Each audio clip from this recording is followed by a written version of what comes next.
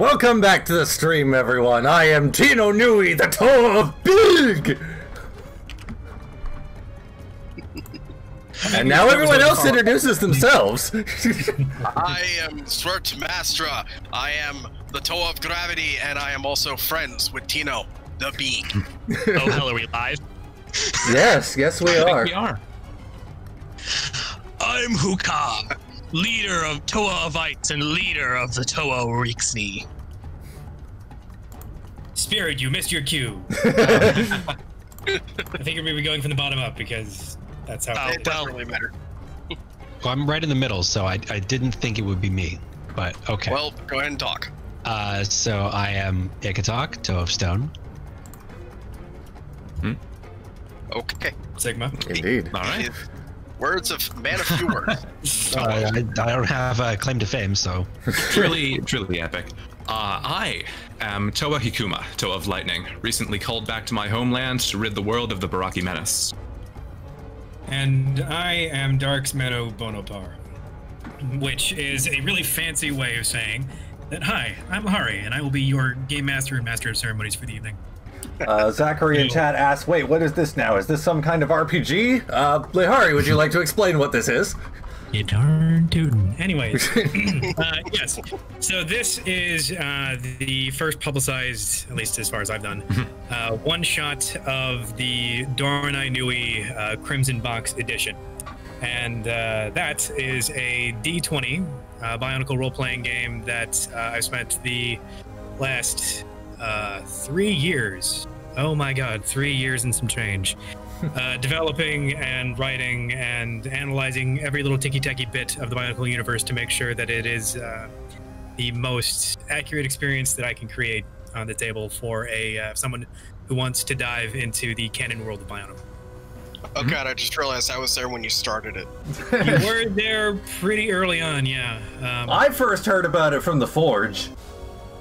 Yeah, so Red Star Games, for those of you out there in Bionicle Land who either have not heard of us or have been, for one reason or another, unable to get information on us.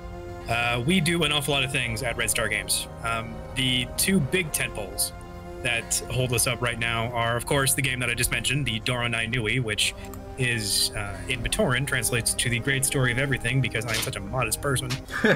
And Red Star Forge, which is a beautifully talented group of people who I have met over the last 3 years that handcraft in 3D printing or 3D modeling programs new Kanohi masks for your mocks to wear, which we currently sell in Shapeways and are trying to eventually sell on our own, but we're not going to get too deep into that today.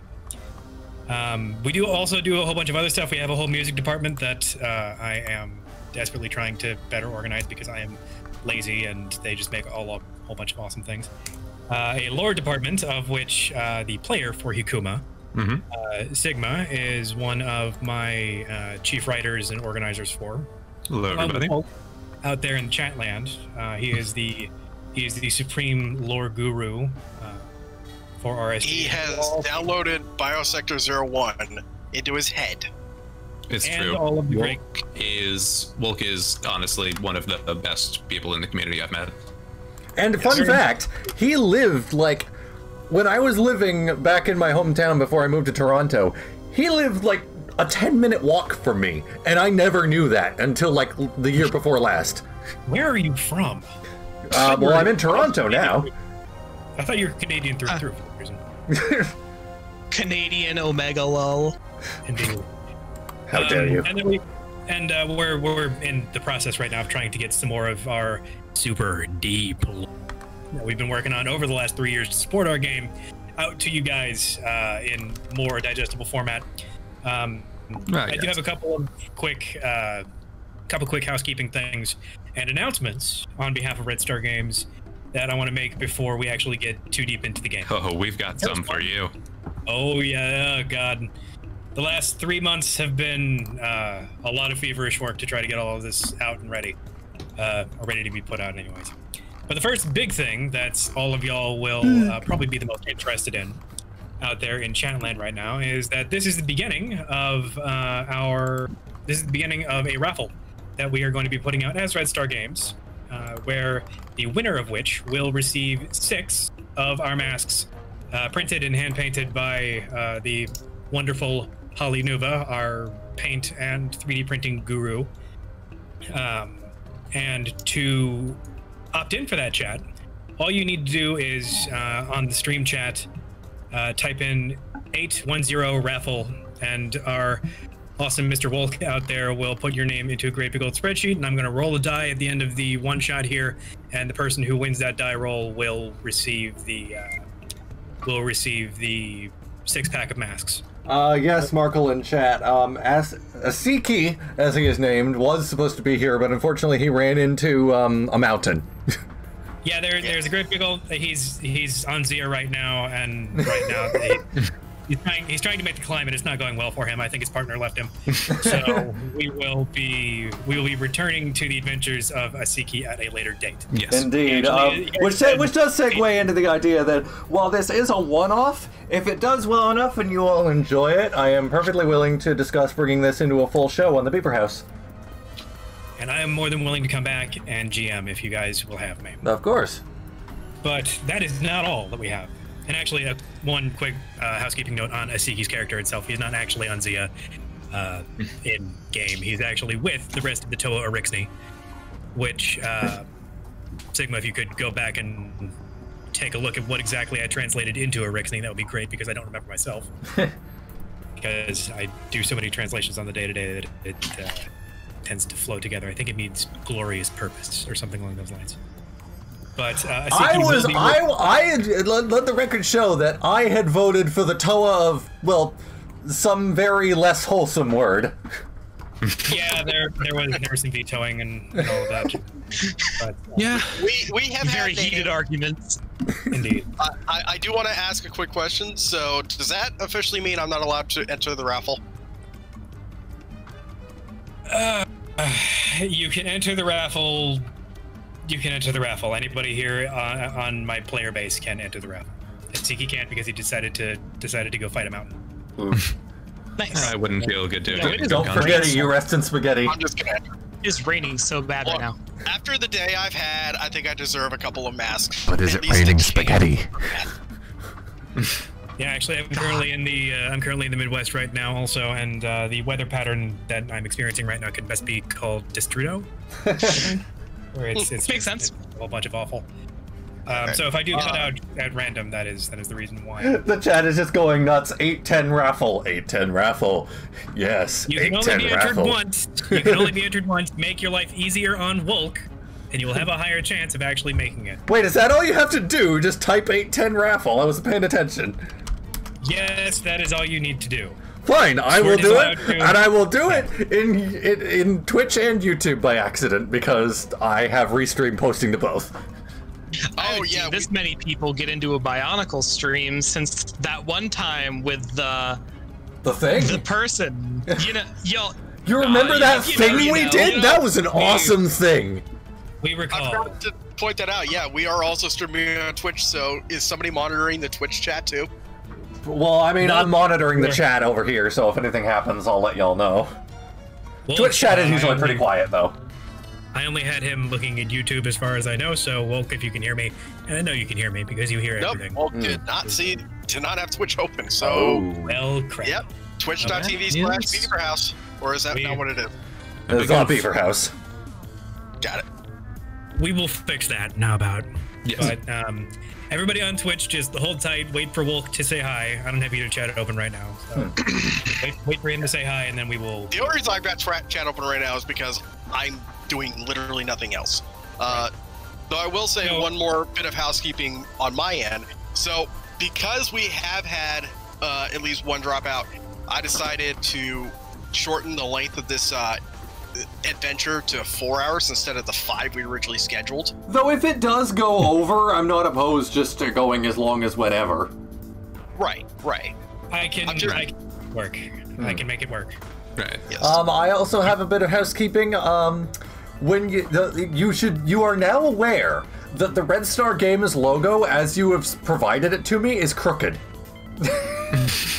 I put it directly into OBS, and I had to rotate it like 20 degrees in order for it to line up. That is an oof in common parlance. It is a big oof. I will own our 80% solution philosophy on things. Let me just put it. Yeah. However, 80% of the angle. But at least we were able to figure out your background and get it working. Yay. Yeah, we Swert helped me just like rip the video file from the RSG website. I take some responsibility. However, we can talk about this at a later hour. Yeah. So this isn't the only thing that I have to announce. I should probably also tell everybody what exactly it is they are, getting. It's not just 6 masks at random. So we recently managed to. Actually, there's 2 separate things. So the 6 masks in the raffle pack are the Kinohivamu, Orofoa, Oral, Axapakar, Kirill, and a scoped variant of our new Matuku. In English, for those of you who don't speak Matoran, because, well, hi, so I'm like 4. Yeah. Yeah. The only other fluent person is in this chat right now, basically. Yeah. One of like 4. But so the Kinohivamu is our name for the Mask of Aging. Orofoa is the Mask of Undeath. Urarau is the Mask of Untranslation or Incomprehension. Incomprehension, yes. I blame Swert for the confusion on the names there because Ian Bonesy were part of that nonsense. The Axapakar is our Mask of Durability. I don't know if that actually has a one-to-one lore. I'm not sure either, but it's pretty solid in our lore. Basically, the defensive version of the Pakari. Yep. It gives in game in the Doronai Nui, funnily enough, that gives you damage resistance to a whole bunch of stuff, which is super duper groovy. Good all around mask. Yeah. The Kirill, for those of you who don't remember, is the mask that Turaga Duma wore, but ours is a great version of it. And then the Matuku is the Mask of Adaptation. Emulation, which is the mask that Toa Pooks. Clearly it lets you play retro games without paying for them. Exactly. It's actually just a Wii U stapled to. It's the mask that lets you play legit. It's the missing virtual console service from the Nintendo Switch. Yeah, PSP. I mean, theoretically, you could use a Mask of Emulation to just like create an emulator as your power set. Indeed. But yeah, the mask monitoring for that point is. I emulate the power of Benji as a C++ coder. We are. So this is fully Greg's fault on the overlap between Conjuring and emulation and. I'm not saying that I didn't follow that philosophy for other masks, but that one is purely on Greg's head. And also, Zachary asks, "Are these mask names canon?" No, most of them are not.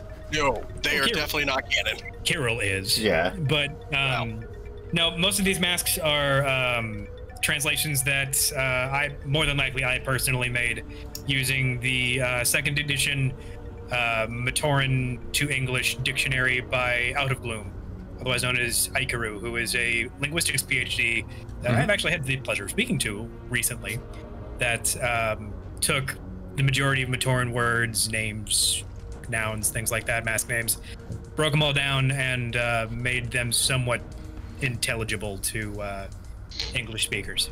Yo, imagine having a PhD in linguistics and then going on to do Bionicle stuff. What an absolute king. So the thing is that constructed language stuff is almost always done in your free time. Very few folks actually wind up doing that as a job. Trust me. As somebody who not too long ago considered that exact career path, it's yeah.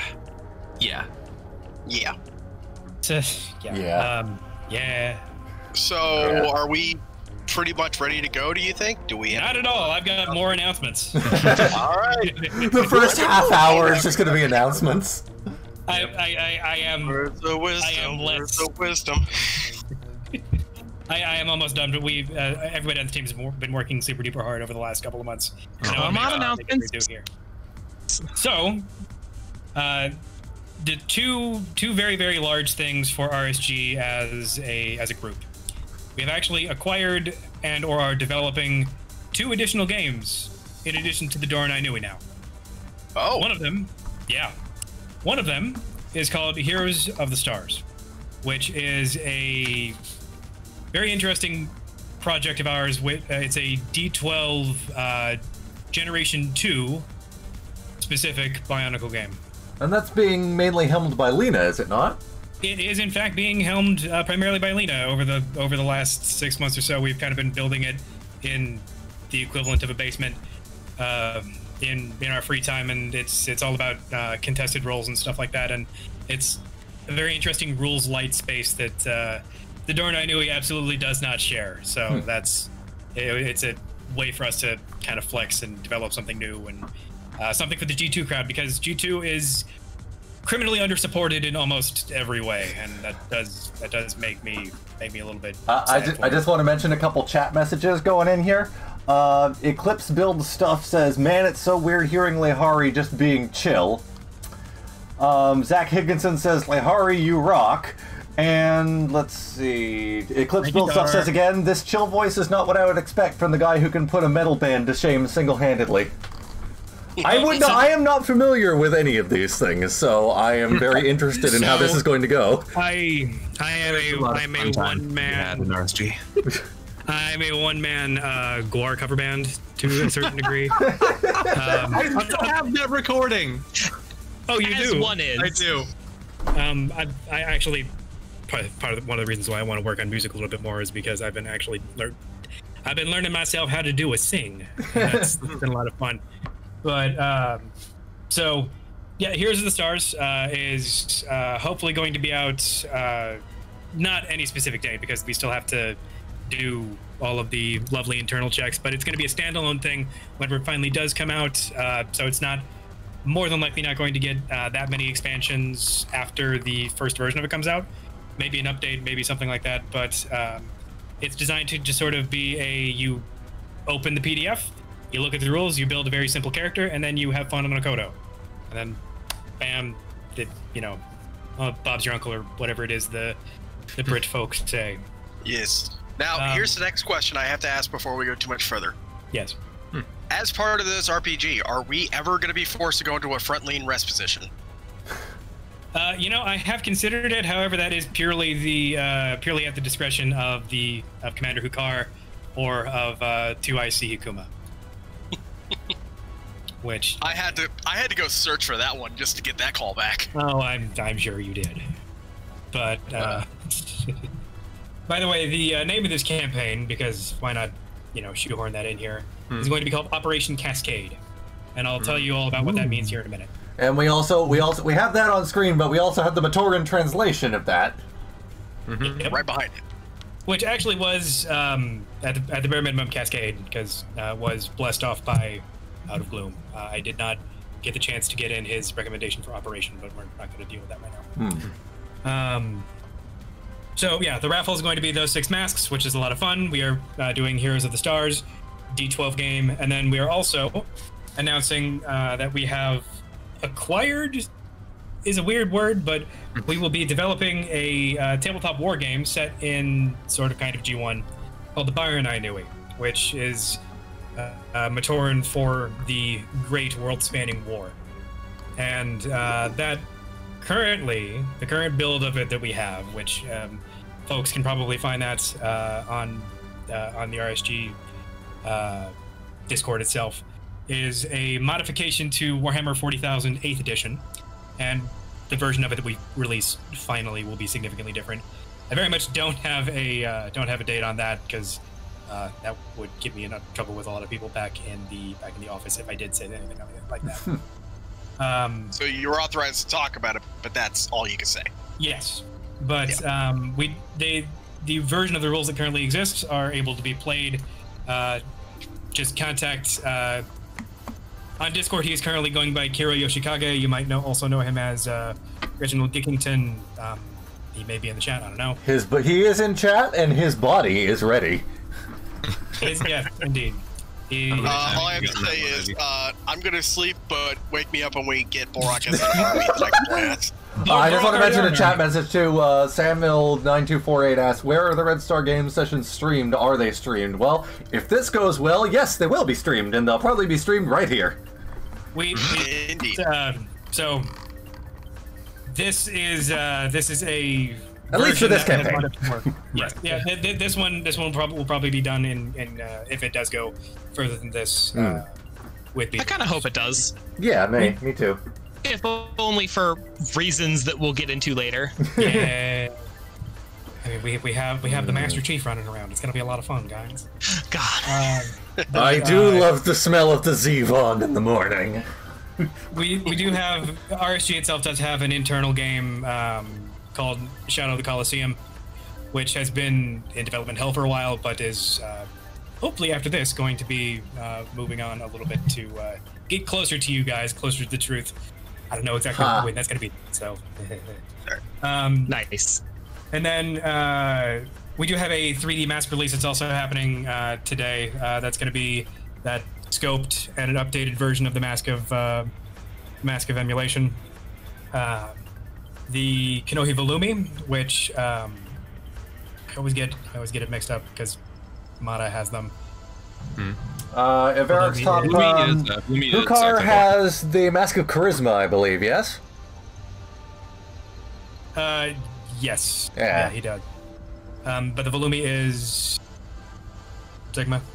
Yeah, Clairvoyance. It's the mask of seeing into the future that was had by Toa Helrix.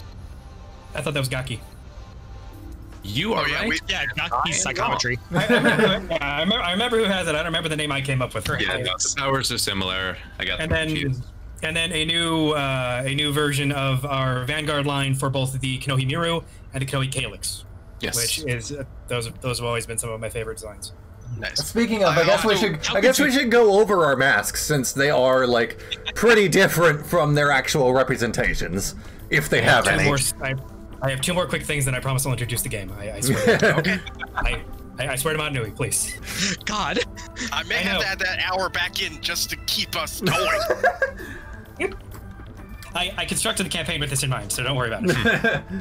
And then the last two things are both for the Doronai Nui. Big one, the thing that's coming out today. We actually have it locked and loaded in PDF. Then will be in your hands as soon as the team can get it where it needs to be. It's going to be the last two normal elements, Fe and Fa, iron and magnetism, along with a lot of extra rules, a lot of extra options for pretty much every other element that we have put out up till now. Which are the 14 main ones besides Light and Shadow, because frankly those two can live off in their own world. Yeah, I don't really want to deal with that anytime soon. And then a massive list of updated metals and new alloying rules. Because last month we put out a whole big thing about materials and made some changes, made some additions to make iron strong. Iron is ver strong. And then lastly, the next two releases for the Doronai Nui are going to be more than likely Matoran and Turaka as races, and a massive overhaul to our challenge rating system, which is how you actually wind up building Rahi, how you wind up constructing encounters, because that has been screwed up since day one. And well, now that we're actually happy with most of the rest of the other systems that are going on, we are going to be taking a very comprehensive look at all of our combat systems to make sure that this is the most fun that it can be. Kyle in chat says iron by its very nature should always be the strongest strong.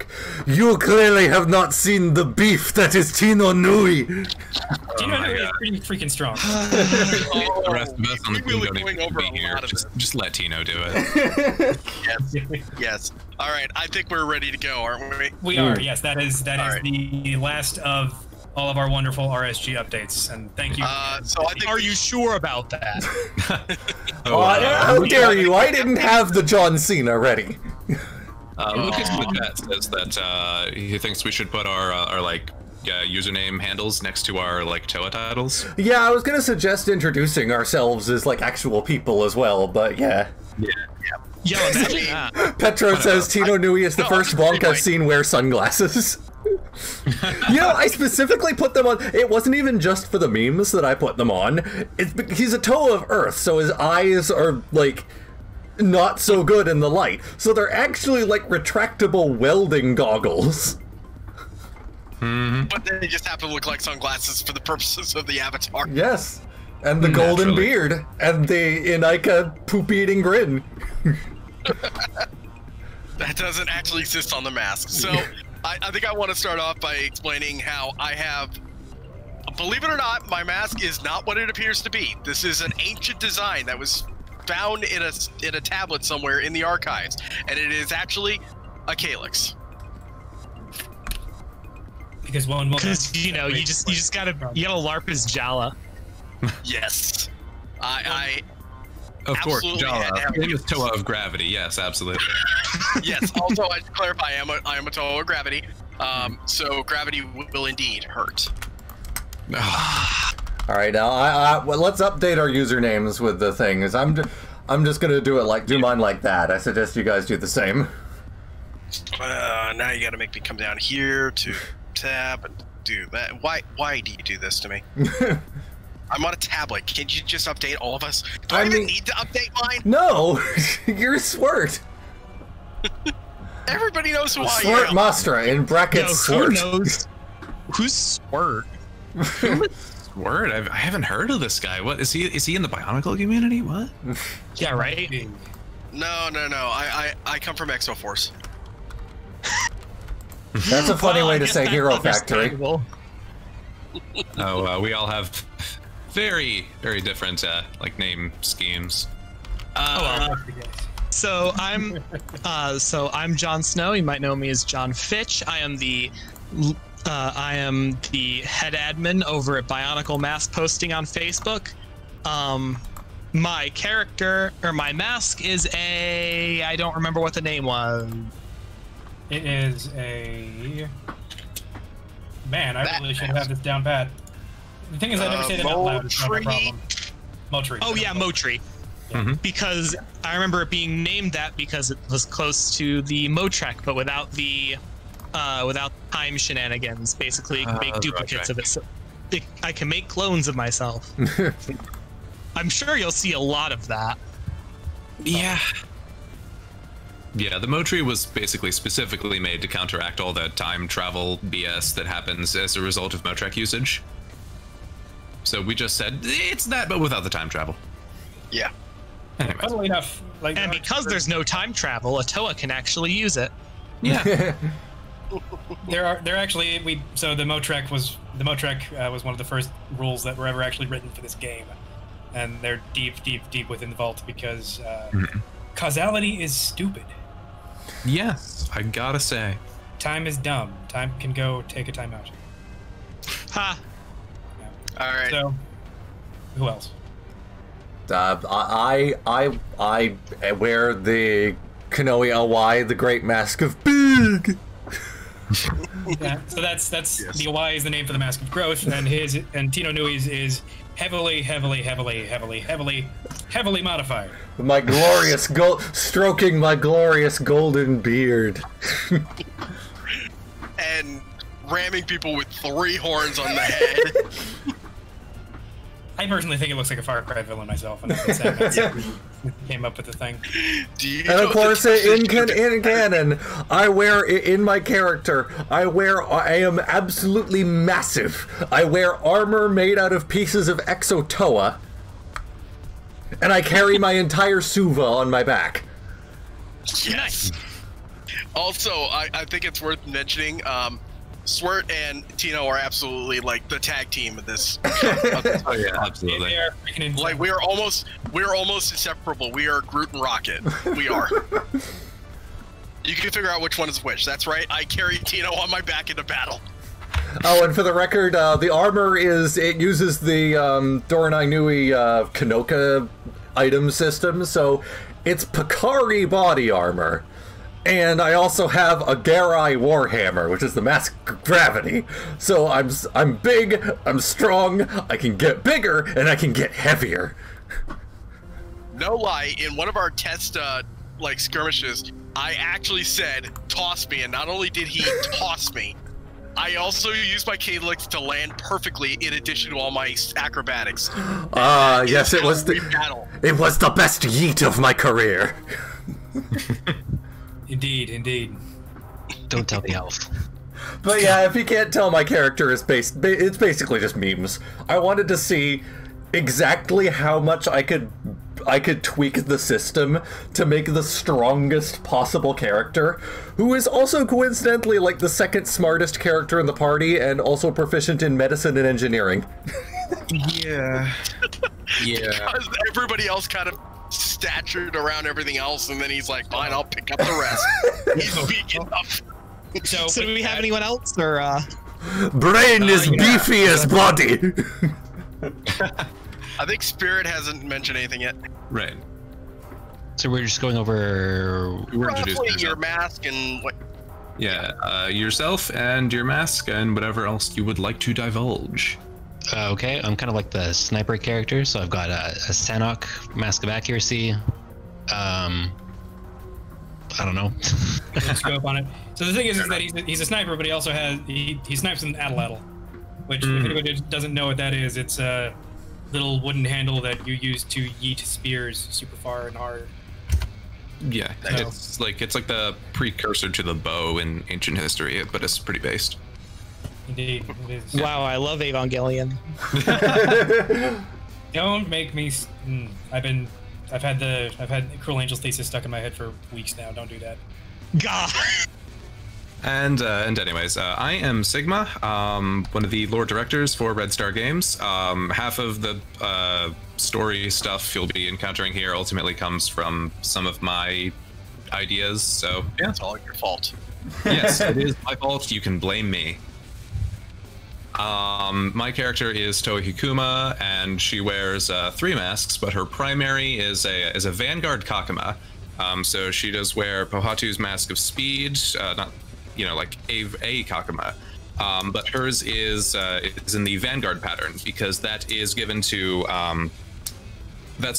warriors of honor in the region of the Four Sisters, where she's from, and also where Likan is from, which is why he and the rest of the Toa Mangai have the alternate mask shapes in the 2004 story. But the Toa Mangai are just a name for an entire army. I mean, if you want to start splitting hairs, you guys technically aren't the Erixni. You are whatever. I think I actually call you all the Lasoka, because that's a deep, deep cut to the home game that started this whole thing. Yeah. I've been. Oh my God, lore. Yeah, I've been asked by my compatriot from the RSG lore team to plug our Akutana text, which is where every month or so we release a short story set in the Bionicle universe. And we're wrapping up production of those. Pretty soon we'll be opening up a space for discussion about that in our Discord server, and we'd love to hear what you all think about them. Anyway, we definitely need to start getting going, because I am excited. Right. Everybody's excited. We are doing this. Yes, I can't live up to that. I'm not Matt Mercer, so let's do this. It is time for beef. Well, I hope you're not Matt Mercer. This isn't Thursday. So where we last left off, I was going to. I was just gonna say the boat, the crabs thing. Oh, crabs. Oh yeah. So I also have a mask of Rahi control, and I got really lazy after the last battle in our Text RP, and I saw a nest of Uso crabs. So I thought, and I just ran by Swert reclining on a bed of crabs towards the boat. And that was my last action in the game. Indeed. Of course, I'm also a very lazy Toa, so I'm more than likely to take my giant gravity fang sword, set it on the with my gravity power, and just lay on it and ride around. You just chuck those poor Taraga into the cave during the invasion? Yes, I did. We're about to get into the whole show not tell thing.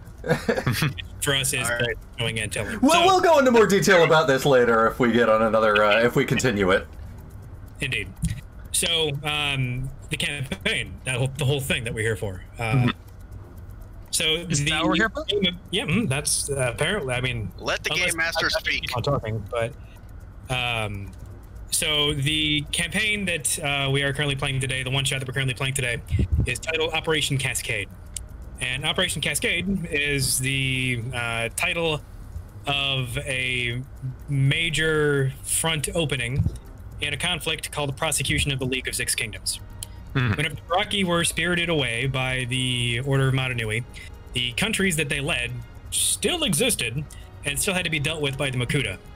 And what official text of this is laying around is a little bit sparse, but since it's a war literally all over the freaking universe, except deep in the legs, we are kind of rolling with it and running with it, and it happens pretty much concurrently with the Matoran Civil War in Metro Nui. The front that Hukar's squad here, because Hukar is the de facto leader of this, the Toa team leader, is going to be opening up the front into Odina. Now, the island of Odina is at this period of history is significantly different than the Odina of the 2004 to the end of the series, because the Dark Hunters do not exist yet. The Dark Hunters are a fairly young gun organization in the grand scheme of things, which not a lot of people tend to actually realize. Odina, right now, was the throne island of Takadox. Specifically, and it was a part of the greater kingdom called Makosu, which is the name of that kingdom that Takadox ruled. And it took the armies led by the Brotherhood a significant period of time to actually get to Makosu and Odina specifically, and this is Hukar's team is going to be leading the first fight, the first big distraction fight that will open up the war front on Odina to try and take it, and then eventually get down to Ninra and Vizarak, which are south of Odina, if anyone doesn't know. So essentially, this is Bonk World War II, and we are here to beat up Takadox. Yep, this is Normandy Part 5. Yes. Like 6 times already. Well, so the thing is that it's a universe full of islands. You kind of have to make beachheads everywhere. There's nothing you can do. Yeah. Actually, it's the Pacific. What am I doing? So, with that, we begin as we always do in medias res. The Toa Orixni are on a small skiff that left from the island of Selix in the Four Sisters, which is in the south of Kalma's kingdom, Parvamu. They Parvamu, left. I have come to bargain. I hate you. And over the last day or so, they have been making their way south to a part of Odina's enormous seawalls, because even in the modern version of Odina, there's a large rocky outcroppings that make it very, very difficult to actually land on Odina easily. But before the war, it was known that there was a small, thin cave system that could theoretically be penetrated by a small team. The Central Command back on the northern and southern continents has sought fit to task Commander Hukar and his team that he had selected on Selix to make it through these defenses and take out a key fort on the Kamua River in northwestern Odina. And that is what Operation Cascade will be. And we are here on the water about a kilometer away from the enormous seawall. Does anybody on the boat actually have anything that they want to say or comment? I do want to make a mention to my commander. Yes. So what is your desire, Swert Mastra? I have an idea. As soon as we land, I would like to switch to my Noble Huna and scout ahead with my Geo HUD. Do you have the HUD on your Huna? Yes. Nice. He got it all on all of his things, yeah. I got it on all three because I'm not stupid. So I'm assuming they do transfer information between the three. Is that correct? Yeah, they all kind of share the same info. Yeah. And I figure with my Huna, I would be undetected at least as much as possible. Certainly helps. If you believe you would be able to remain undetected, then I give you leave. However, we should ensure that the beachhead the beach is not occupied by enemy forces. I think we should explain a little bit. Oh, okay. Sigma's already explaining. Cool. Yes. And we should also probably explain ahead of time who the Liamat are. Yeah, so the Liamat are Kalma's species. Kalma, the 2007 set, he is mutated. He has a squid-like appearance. The other Liamat are not squid-like. They're more normal and Toa-shaped in appearance. But they are pretty much the main antagonists of this, if I remember correctly. Yeah. Well, they were the main folks that you fought on Selix. You were fighting the Manidi, which is Takedox's species. Oh, that's even worse. There was only one of them back there. Are they still trans blue? No, they can be any color. Yeah. Damn. Are they still hypnotizing us? Yes. Yes, they are. Oh boy. Oh, Dios mío. That's Yeah. So that is why we have to be pretty careful. Well, I believe I am more than capable of keeping hidden. Ignore the fact that literally my armor probably makes more noise than I do. That's impressive. That's very impressive. Quite. I'm a very loud Toa. All right, so You're gonna have like foot deep footsteps on the beach, and everyone's just gonna look the other way.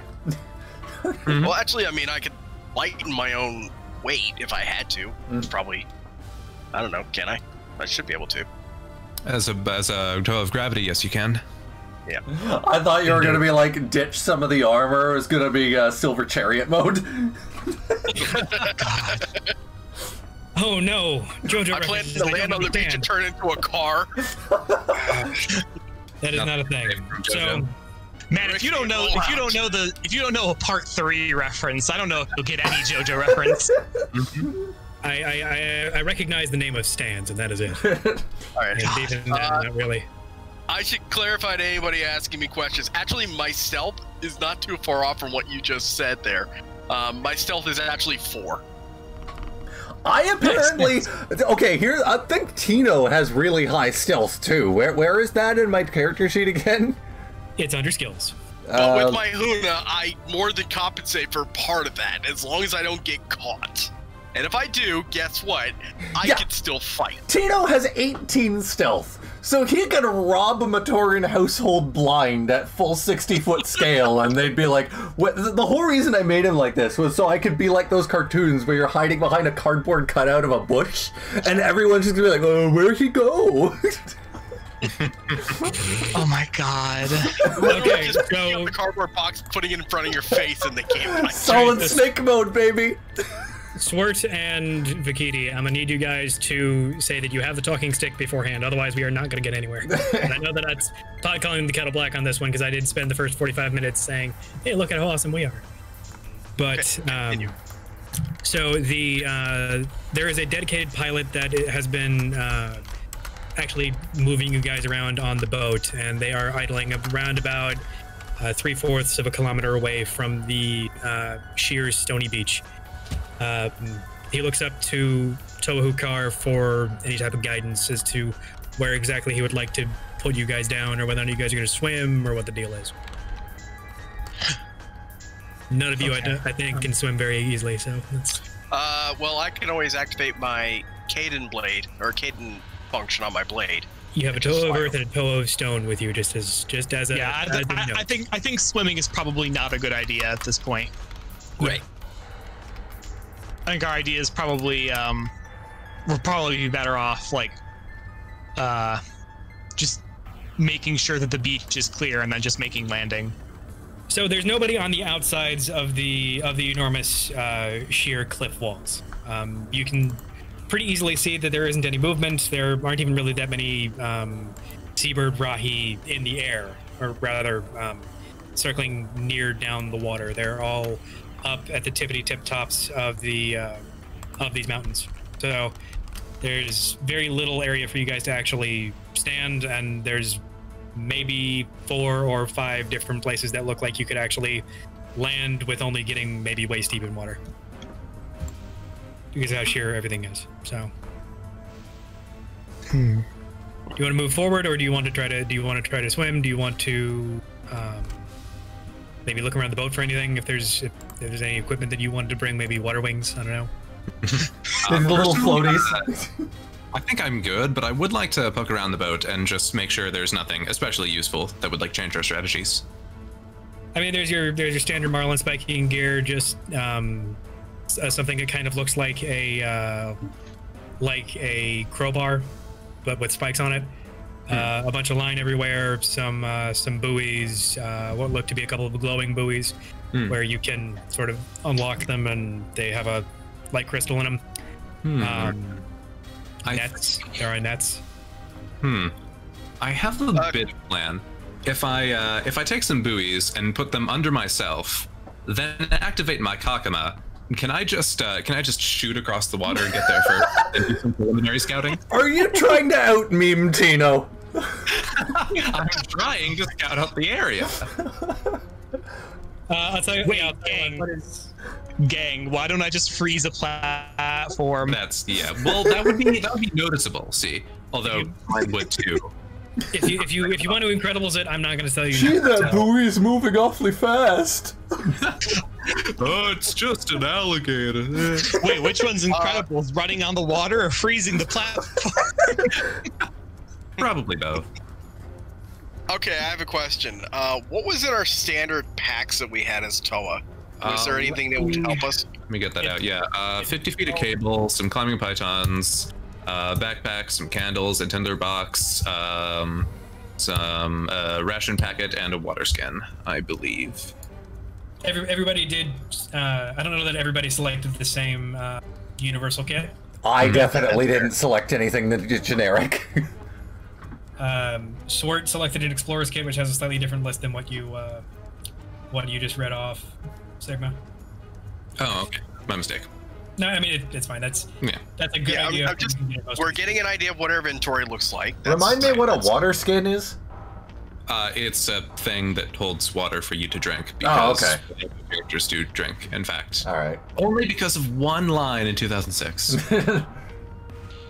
Okay, yeah, I do have a Which begs the question of why they call it a water skin, since things don't really have skin. But They don't. I'll pick it up with our lore department. Thanks, Greg. So what that actually is it is some waterproof vellum, which vellum does appear to exist. So it's not actually a skin, but fair point. Yeah. I call it bladder, but that was the other, because bladders exist for. All right, so unfortunately, not much in my explorer kit that would help me. Okay. Yeah. So has anybody also checked around the boat, see what else we might have, or have we done that? I think we got a pretty comprehensive list already. There are some fish. There are some fish. Wow. Hikuma leans over the boat and she waves to the fish. I mean, I do have the Mask of Rahi control. I can make us a bed of fish. Actually, or I can hide us inside a school of fish. This is gonna sound really stupid, but if we can just hold our breath, right, and get carried by the fish underwater, that would be total stealth. They can't, like, see through the water at us. Okay, but how far out are we at that point? It was, what, 3/4 of a kilometer, about? So, that would be, yeah, we do need to breathe. Never mind then. I mean, we could just do, like, the occasional dolphin dive, and I could take the whole school with us, so it's like, we're just concealed inside the school of fish. What are the rules on the Mask of Rahi control? Can you control, like, that many Rahi at once? I think you could. Or was it insect control that did multiple? So swarms is what we're going to call it, because insect control is a little bit of a mouthful, and we want to truncate where we can. But swarms are what I would say you would use on a school of small fish. If it's a school of larger fish, then Rahi control can kind of help you out. So what kind of fish are we talking are down under the boat right now, then?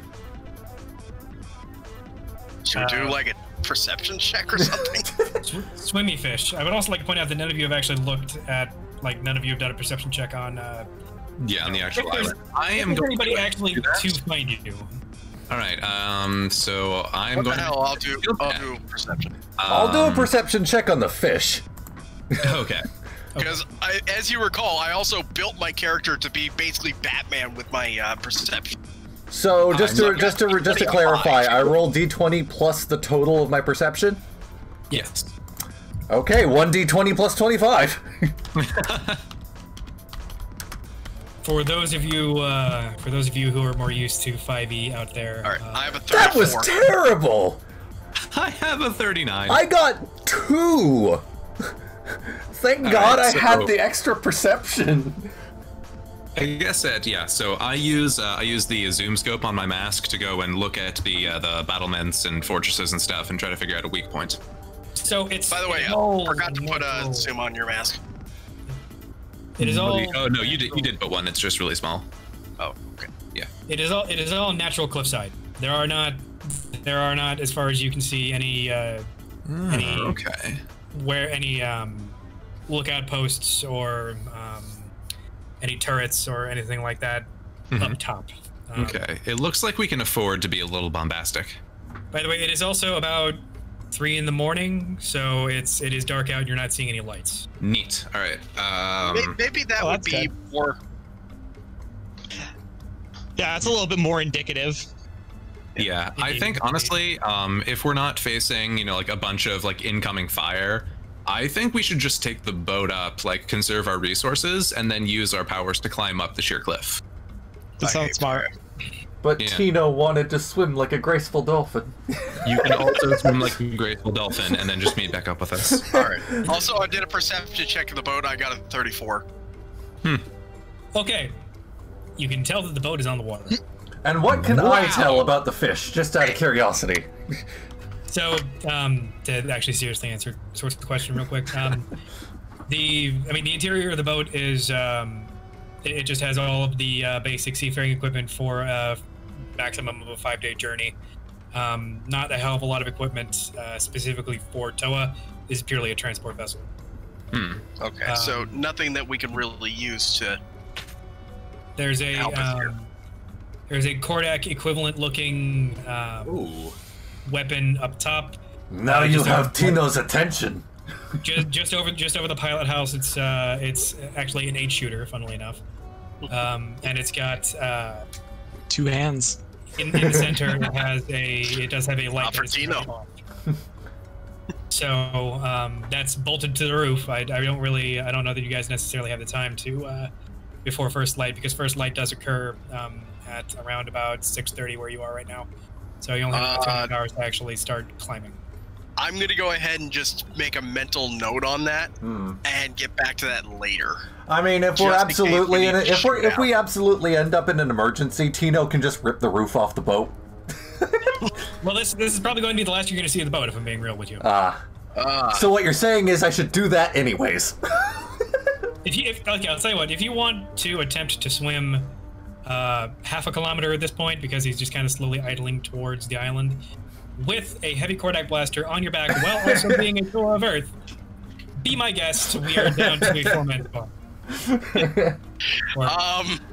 I have a feeling Tino might be able to pull that off if he's got help. I'll tell you what. He can try to throw it to shore. He can try to throw it to shore after everybody else has left the boat. And the noise that would make. Now I'm curious how deep the actual water is, because there's a very real possibility if it's shallow enough that I could just use my mask and walk. Starting to wish I had picked Toa's Sonics. Just because there's no one actively looking at us doesn't mean we don't need to pay attention to stealth. Don't worry, Tino's got an 18 in stealth. It'll be fine. It also only has the 8. I'll make myself some dolphin armor. Okay, if it only has, we'll leave it behind. We can make it better. Yeah, it's a fast patrol boat. Tino, down. The second that she does, fine, I'll save the dolphin. I'll save the dolphin Gundam for later. Yeah, we can pull that out in our darkest hour. Indeed. So as far as what you saw for the fish all look very angry at you for disturbing their water with a motor. Oof. That's about it. Unfortunate. Right. I'm gonna go ahead and recommend let's drift on with the boat until we get. Does the pilot not want to go all the way to shore? The pilot is merely looking for instructions from Hukar. Yeah. All right, Hukar, as the leader of this operation, Commander, what are your orders? I see no reason to waste our elemental abilities on getting to shore. We'll cool our engines and drift to shore, and then we'll climb and we'll climb the cliffs ourselves.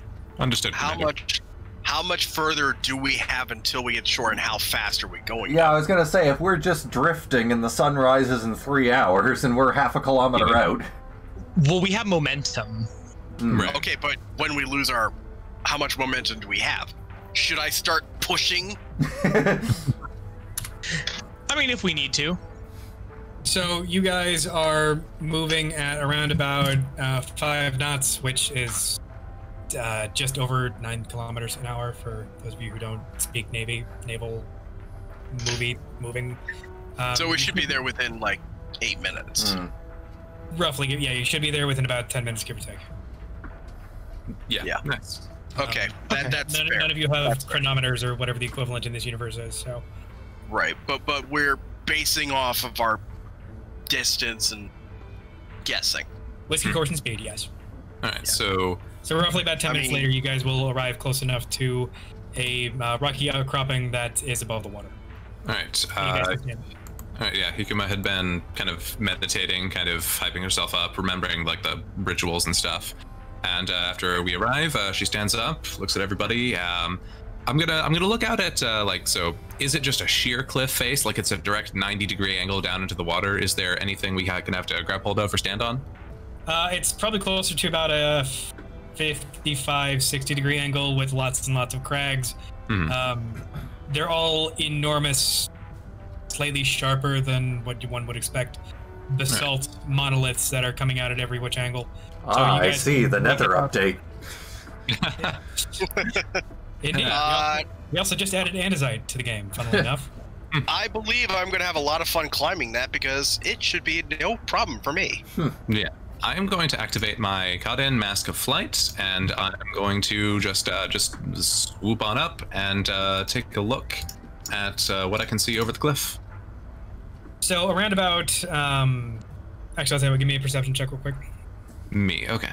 Yeah. And then the rest of you, acrobatics checks, Swert, you do so with advantage. All right, I got a 40. So D20 plus, I think I have. So I have nothing in acrobatics, but I do have an idea on how I could get up there. I'm just going to type 2D20 and that'll be my advantage. That way you don't have to worry about it. Oh, no, never mind. That's not how I do that. That's not really how that works. So D20. It does. You have to retype it. You can't just edit it. Yeah.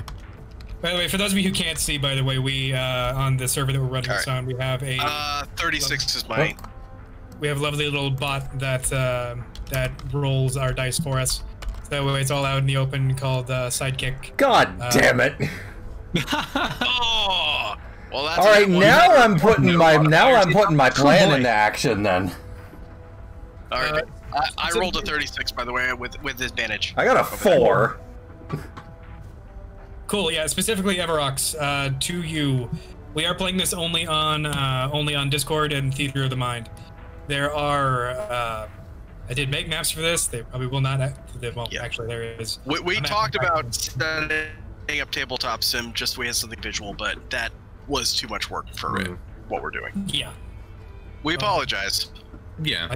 My justification is all of the billion things that I said at the top. But so as far as what Hikuma sees while she's flying around, in the dark of the pre-dawn, you actually do see a bunch of pockmarked caves that all seem to lead into the larger superstructure of the seawall. All right. And I say superstructure because it's a large structure. But specifically, I actually noticed one that has a dim light within it. Oh, all right. It's around about 2/3 of the way up. Okay. I'm going to, taking very, very much care not to make any loud noises. I'm going to flutter over and kind of like peek like my mask over and try and take a look inside. Do you want me to roll stealth, perception, or what? Both. All right. I'll take un momento. By the way, this was a very innocuous example, but as a reminder to everybody, don't ask the GM what rolls you're going to make, because that's going to give me ideas. Oh boy. Indeed. Case of perception. Ouch. That one stealth. I really should have spec'd into stealth. I'm having flashbacks to the lightning storm. We are going to be having this problem now. Okay. To be fair, both of these were nat ones. No amount of point investment I could have made would have prevented this. All right. Give me how much we fuck up.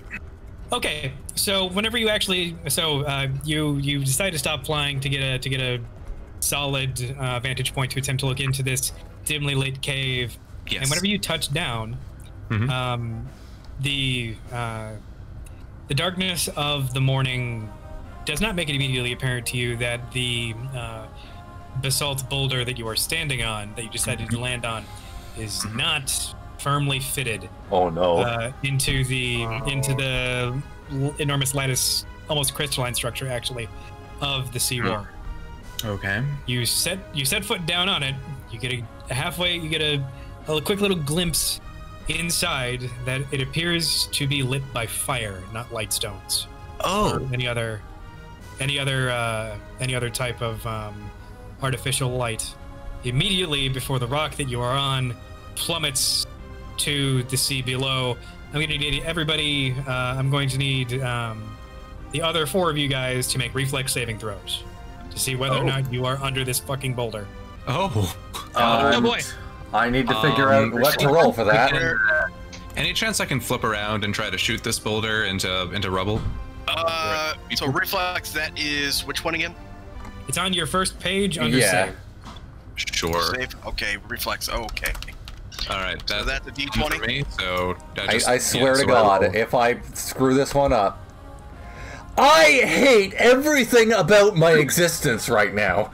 I got a 5. Oof. Plus 6, but whatever. Okay, I got a 20 to shoot the boulder down with some lightning. I got a 25. I'll tell you what, it's not enough to actually disintegrate the boulder, but take down 25 EP Sure. from that, and Tino, make your reflex at advantage 2, so roll that twice more and take the highest. Oh, okay. Because the lightning moved it out of the way. Nice. Hold up. Mine. That's a little more like it. I'm okay with that. 24 and 9. Yeah. And then also I got a 25 on mine. Ikatok got a 19, so okay. I'm good. Oh no, Cortana, why are you interrupting my lovely game that I'm playing? Will Cortana save us from the boulder? No. So, Hukar, give me an athletics check. Oh boy, oh boy, oh boy. What am I using for athletics check here? Skills. Yeah, skills There we and go. athletics is the first one. Okay. You know, this kind of makes sense with character. Hikuma is kind of canonically supposed to be a little bit clumsy. Oh, great. So you're Jar Jar Banks. 22. You take that back right now? She's a funnier character than we've ever seen. Jar Jar is the Alright. key. So, Wow. the Oh boy. because That's I'm being terrible. you take 2 damage. Oh, well then. Oh, okay. Nice. Yep, you managed to. The great beings were kind to us this day. I had him roll the athletics to do the reduction. Oh, okay. Yeah. None of the official rules anywhere. That's just how I'm ruling this particular situation. So.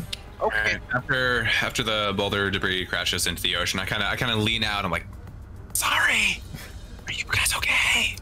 Now the question is, did whoever's in that cave hear what transpired? Everybody give me a perception check. Yeah, let's. All right. Oh, me perception. Our D20. We're all doing perception. Yeah. Okay, yep.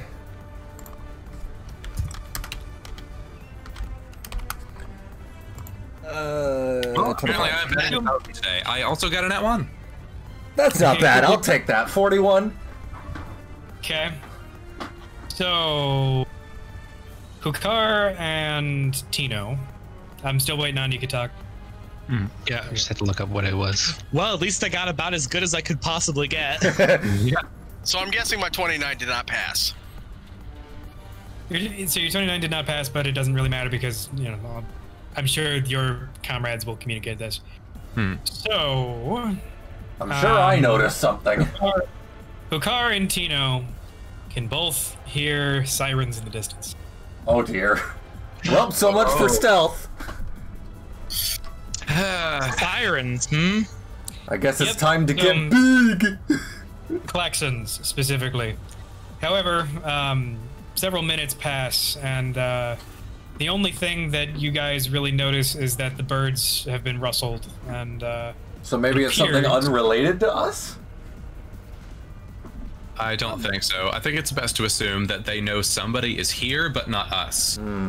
So I kind of lean out and I talk down. I say, I think we should move anywhere other than the scene of the boulder falling. Because they're gonna come and investigate. We're playing Metal Gear Solid right now.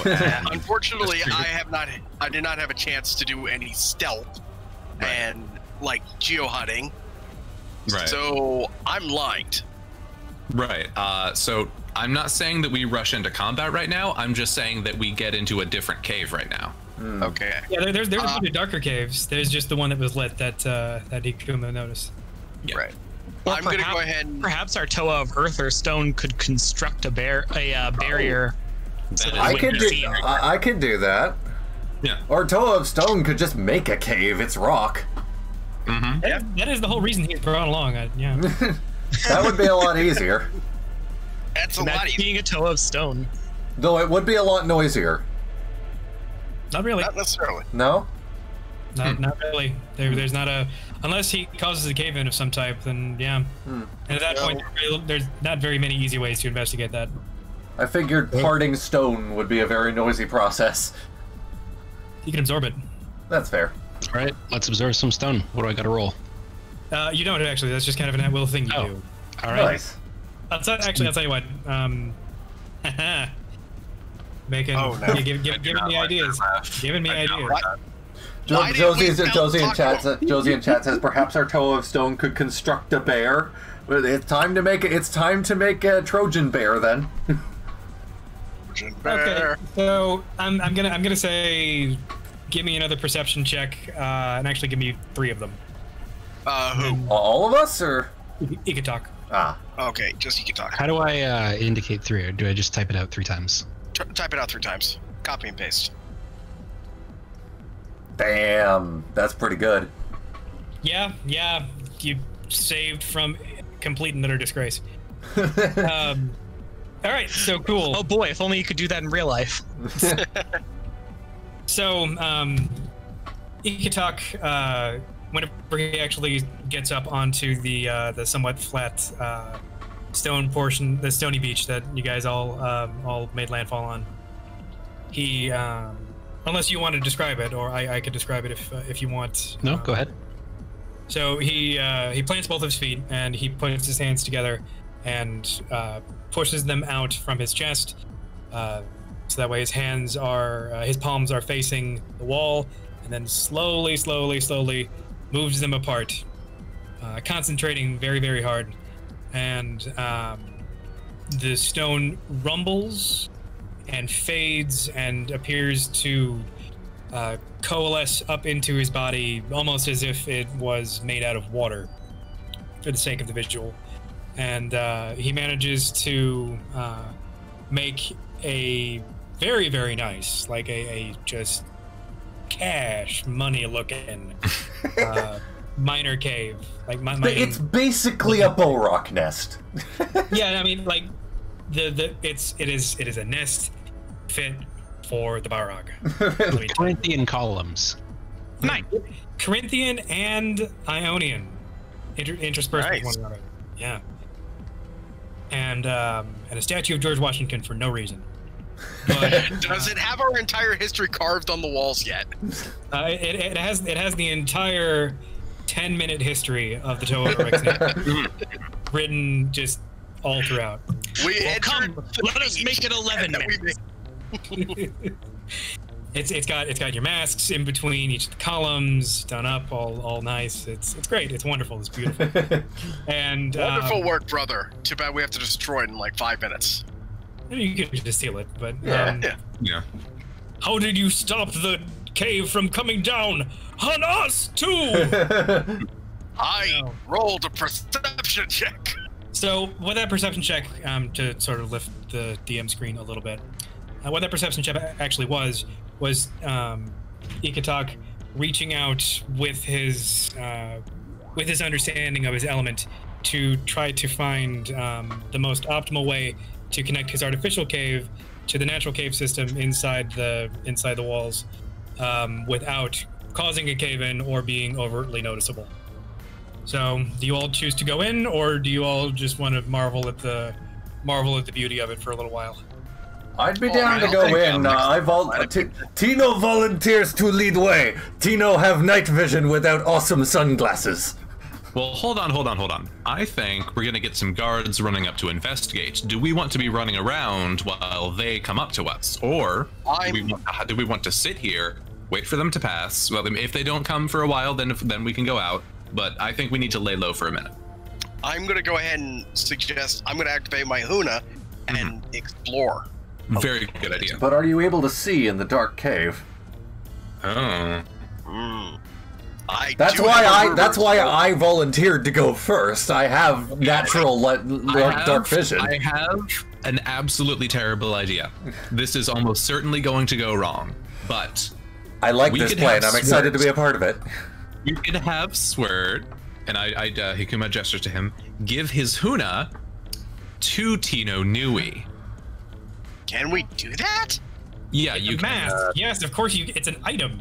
It's a little bit of a social faux pas in the Matoran universe, but it is totally doable. I absolutely love this plan. It's mostly an in-character question. All right, I don't mind doing that. I'm just going to pick up my Huna out of nowhere from my hidden pocket and just hand it to Tino. And Tino will miss golden glorious beard, but Tino will accept this task. Tino, my brother. This mask is your life. I want it back in one piece. Do not worry. If mask is not back in one piece, neither will Tino. Yeah, by the way, to respond specifically to Everox again, I was narrating on behalf of Spirit because I know that this isn't 100% something that he's done a lot of before. Which is why I asked at the top, do you want me to do this or do you want to do this? So, I'll be asking that of pretty much everybody except Hukar and Hikuma because they're both, All right. Yeah. So Tino, by all means, feel free to go forward. All right. Tino puts on the Huna and slowly advances forward into the cave with the mask activated, looking around for any signs of traps or guards or anything. So I guess I should do a perception check? Yes, you should. All right. You should also be more careful about how you say that, but yes. You should probably also do a stealth check while you're at it. I will do that as well. Yeah. Indeed. Plus 25, so that's perception. That's a pretty good roll. That's a damn good roll. So real quick, you guys are going, you specifically are going into this artificial cave that Spirit created, yes? Yeah. Okay, cool. Just want to make sure that's understood. And let me see my, oh yeah, for chat, my roll was 45, so I keep forgetting to put that out to chat. When you're typing your rolls, if you put a number sign, and then type after that, it'll say what the roll is for, and that just helps everything. And I got 37 for stealth, so I think I'm going to do pretty good here. So real quick, to read off what... By the way, this is a level 18 campaign, by the way, for those of you who are hearing all of these numbers and thinking, oh, shit, that's crazy. We're pretty buff. The DN is not great about that, I admit. I take a very 3-5 Pathfinder philosophy when developing some of that stuff, but for those of you 5e bubbas out there that are worried about that sort of thing, then don't just chill. It's taken into account. But to let you know what the Huna actually does, it lets you go into a non-silent invisibility.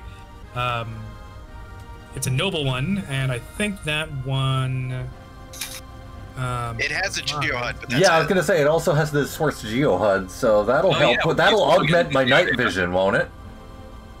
A little bit, yes. So add an extra 5 for the. I mean, you passed the roll. I don't know why I'm telling you. Yes. This, but you, on top of critting on stealth, you also didn't take into account the actual bonus that you get from being invisible, which is something I'm bringing up right now. I think it's actually a plus 20 also, so it's actually a 65. Oh, I wouldn't even know where to look on my sheet for that.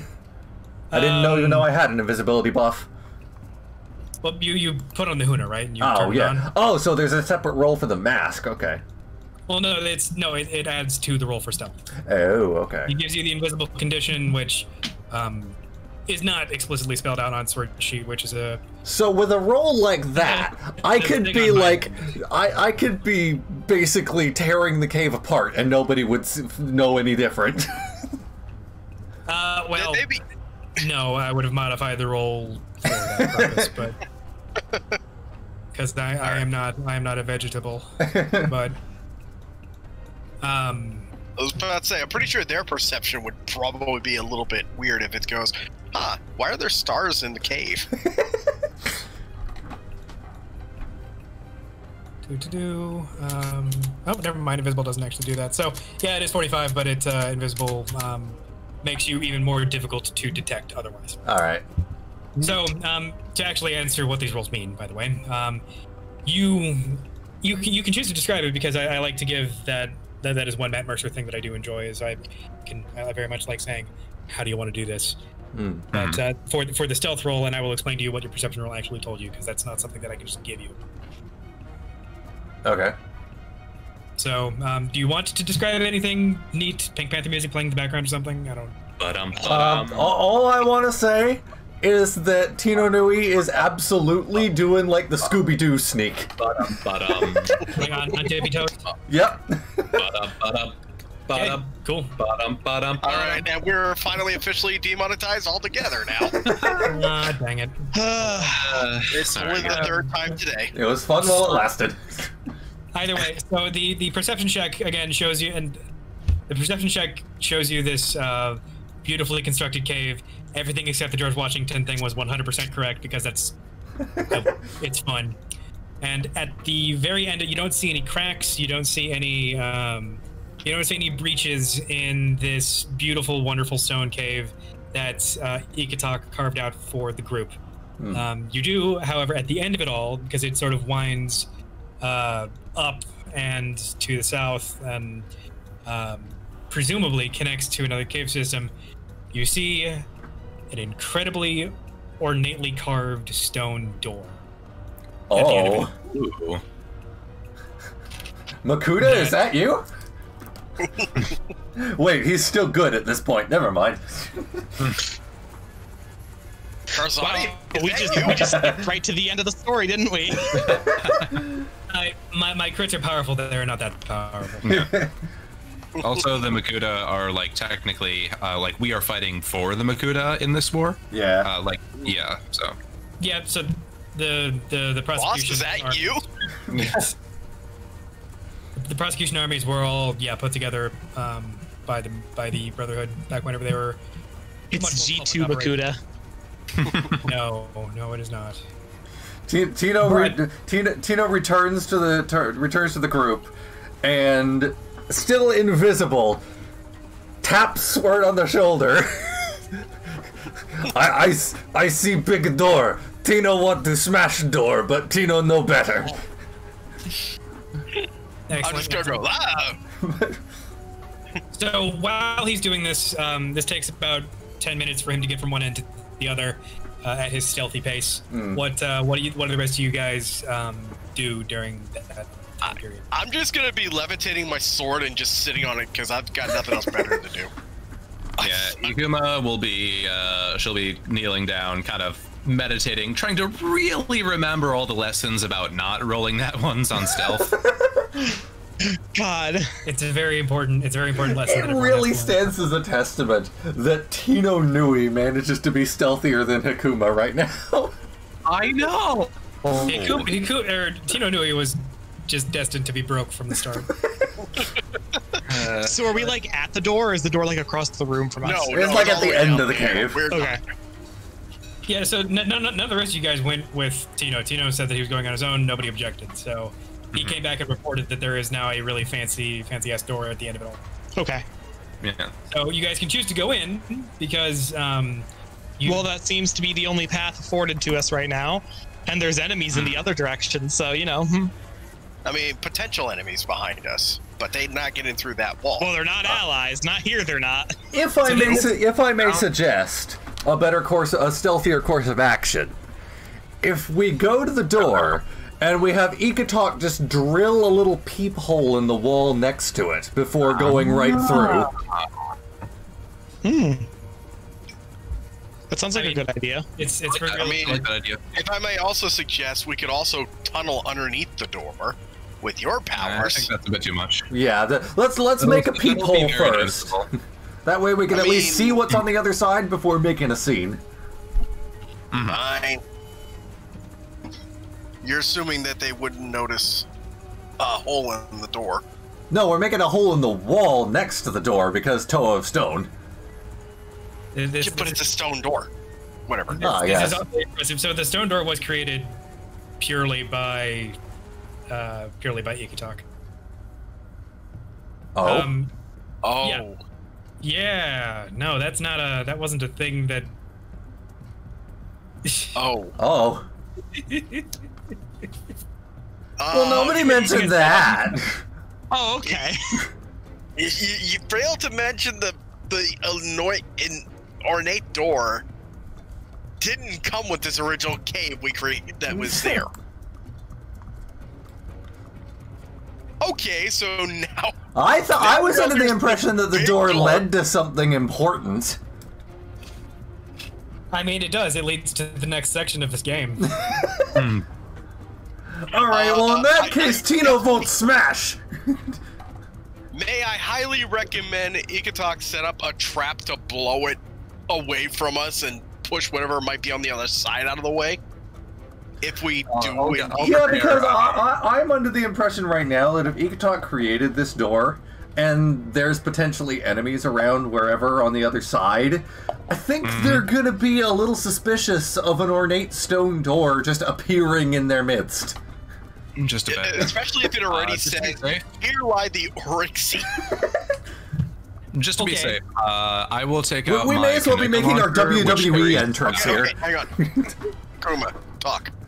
Yes, so I'm going to take out and ready my Kanoka launcher, which has freeze discs in it. So it's basically a taser. I think it's a wonderful idea for me to introduce my Kanohi blades. Sure. I'm going to go ahead and prep my Urao knife. Very I think that sounds like a great idea. So for everybody in the stream, I've got a Kanohi knife that basically is made of Kanoka, like whatever. I'll tell you what, I'll post particular the thing- stats in stream. I'll post the stats in stream. Thank you. Do the charges reset after a while, or are they just like that's it? After a long rest, quote unquote. Gotcha. Yeah. So I've only got 7 charges in this session, basically. Yeah, more or less, yeah. Yeah. So I'm gonna definitely prep that. I can't really be at my strongest without in a confined space where I can't get big, so I'll just prepare my hammer. Cool. Okay, then I'll tell you what, Ikatok, take it away. You are the point man. Okay, so we got the door that we figured it out is now a door of my creation. The door of your creation, yes. We don't know what's on the other side of the door. Wow, it sure is the Doronai Nui, isn't it? Good night, everybody. Thank you. I'm here all week. it is privy knowledge to Ikatak and probably not to anybody else that the opposite side of this door was designed to look indistinguishable from a normal cave wall. Oh, okay. Okay. He should probably relay that to us then. Yes. I have. will- It Okay. has, yes. Okay, it's said. All right. Maybe our commander should ask us what is on that. What? Can I do an action at this point? You want to? You can Do always do you that. want to fight the door monster? If the door is a mimic, I swear. What was that about the? What was that about the virtual world arc of Yu-Gi-Oh? Talk created is a mimic. So are we dueling the doors like Yugi now? Why, of course, Yugi boy. Oh my god. Long Moving game. on. Anyways, so will one of you open, will one of you open the door? I'll just We're all just gravity pussyfooting and around this swing the fucking door. open. I'm just Okay. gonna use gravity and I'll open the door. This is the greatest campaign anywhere. The entire team is scared of a door. I'm just gonna. What I'm gonna do is I'm gonna use gravity. I'm gonna push it forward and then up. My goal Okay. is to push it, whoever might be on the side of that away, and then I'm just gonna tilt it like 90 degrees, almost like a swinging door, like an old garage door, swinging it up and try to take anybody that might be on this side with it. You're just I gonna think fucking we should, launch we them. should have Talk do the little people, because if we don't have to push people away, then why bother making the noise? I mean, if you want to make the people, go right ahead. Let's do that first. Boy, you Why know not? what would be really We need to useful make- right about now? A mask think of we need to X-ray make vision. I think we need to make a wide peepo happy. I do. You know what? In hindsight, yeah, no, an X-ray vision mask would absolutely be useful right now. Did anybody pack one? I've got a mask of intangibility. Could I use that? Oh, to that take is a peek actually through the door? really useful in caves. Yeah. Yeah, can I get a mirror on this door, please? And yes, by all means, you may intangible your way through this door. Okay. Do I have to roll something, or Nope. All you gotta do is spend a Kanohi charge and make sure that that's noted.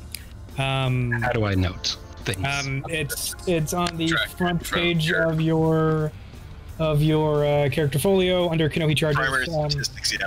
Yeah, KC available is what you're going to mark down. So it goes down one. Yes. Yeah.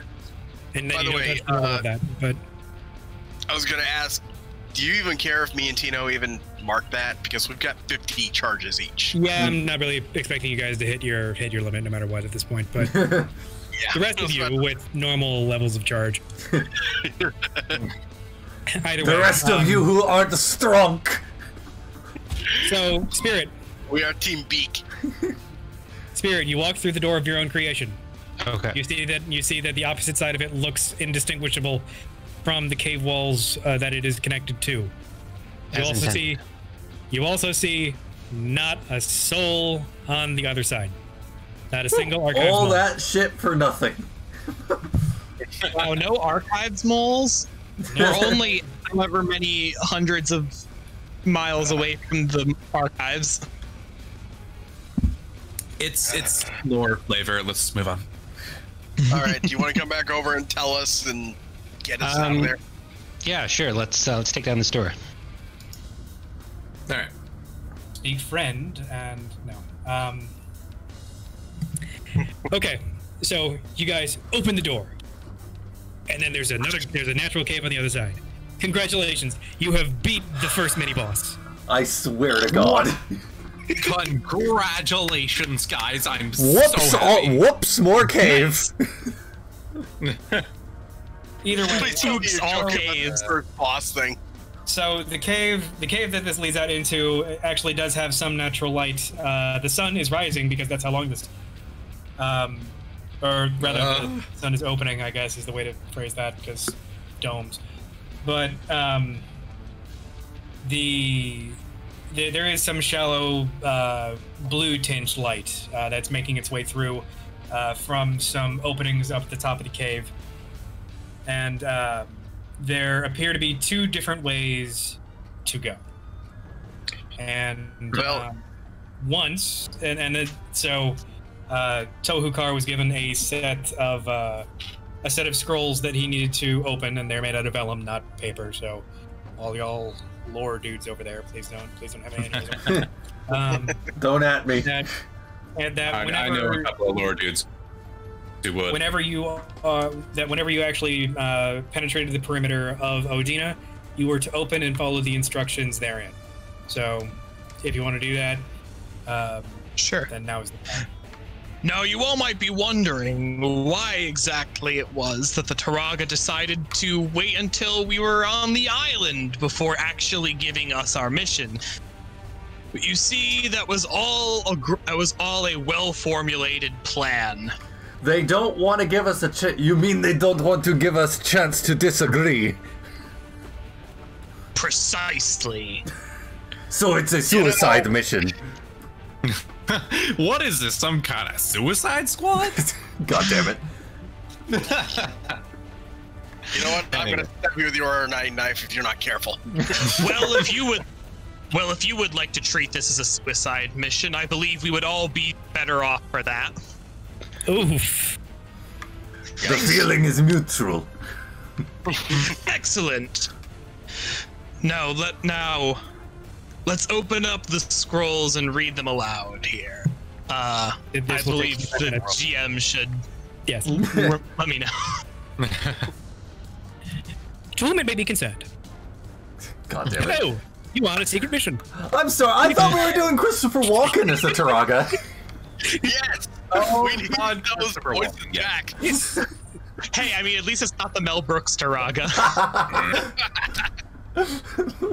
This was not written by either of those Taraga. It was actually delivered by them, but was written by another. Oh, in that case, we should be doing Lou Albano. No. Let's do it. Let's get on with it. Just get on with it! Get on with it! You're the ones interrupting me. Okay, so, to whom it may be concerned, for those of you who are on this mission, I bid you hello. We here at Central Command are assuming that the selected Toa team size that would be sent for the initial strike on Odina would measure between 4 and 10 Toa respectively. Probably made up of several different brackets of experience.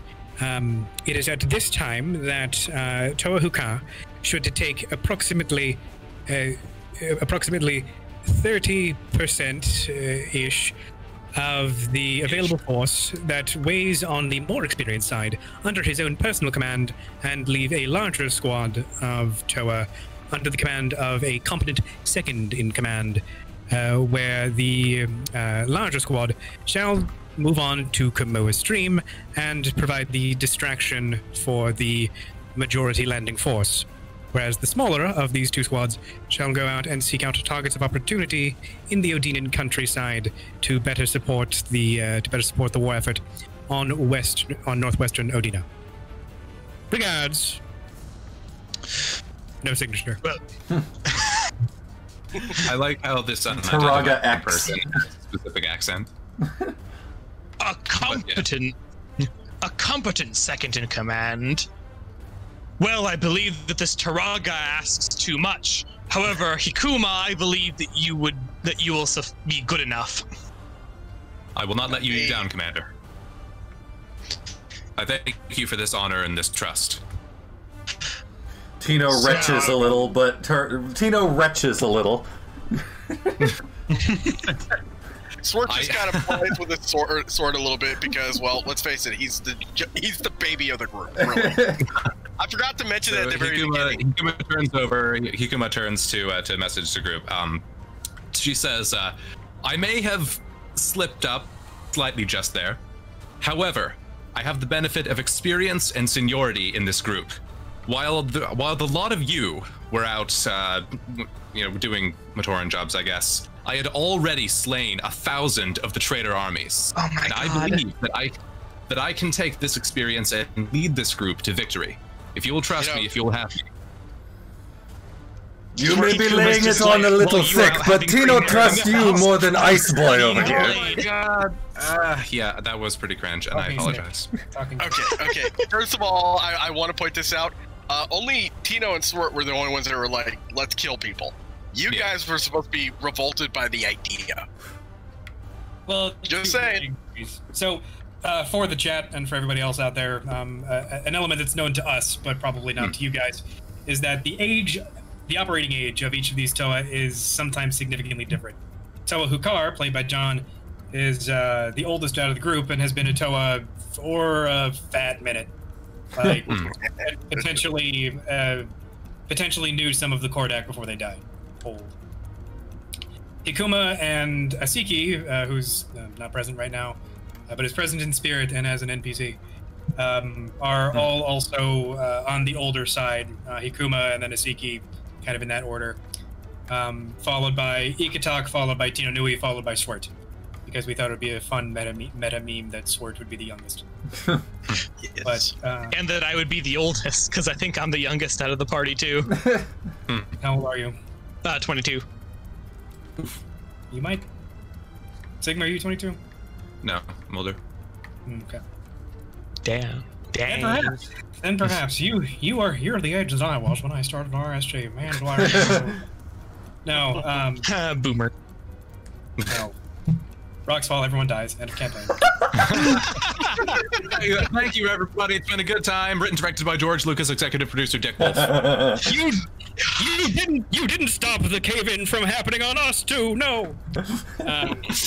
No, that's anyways. the MOA. Anyway.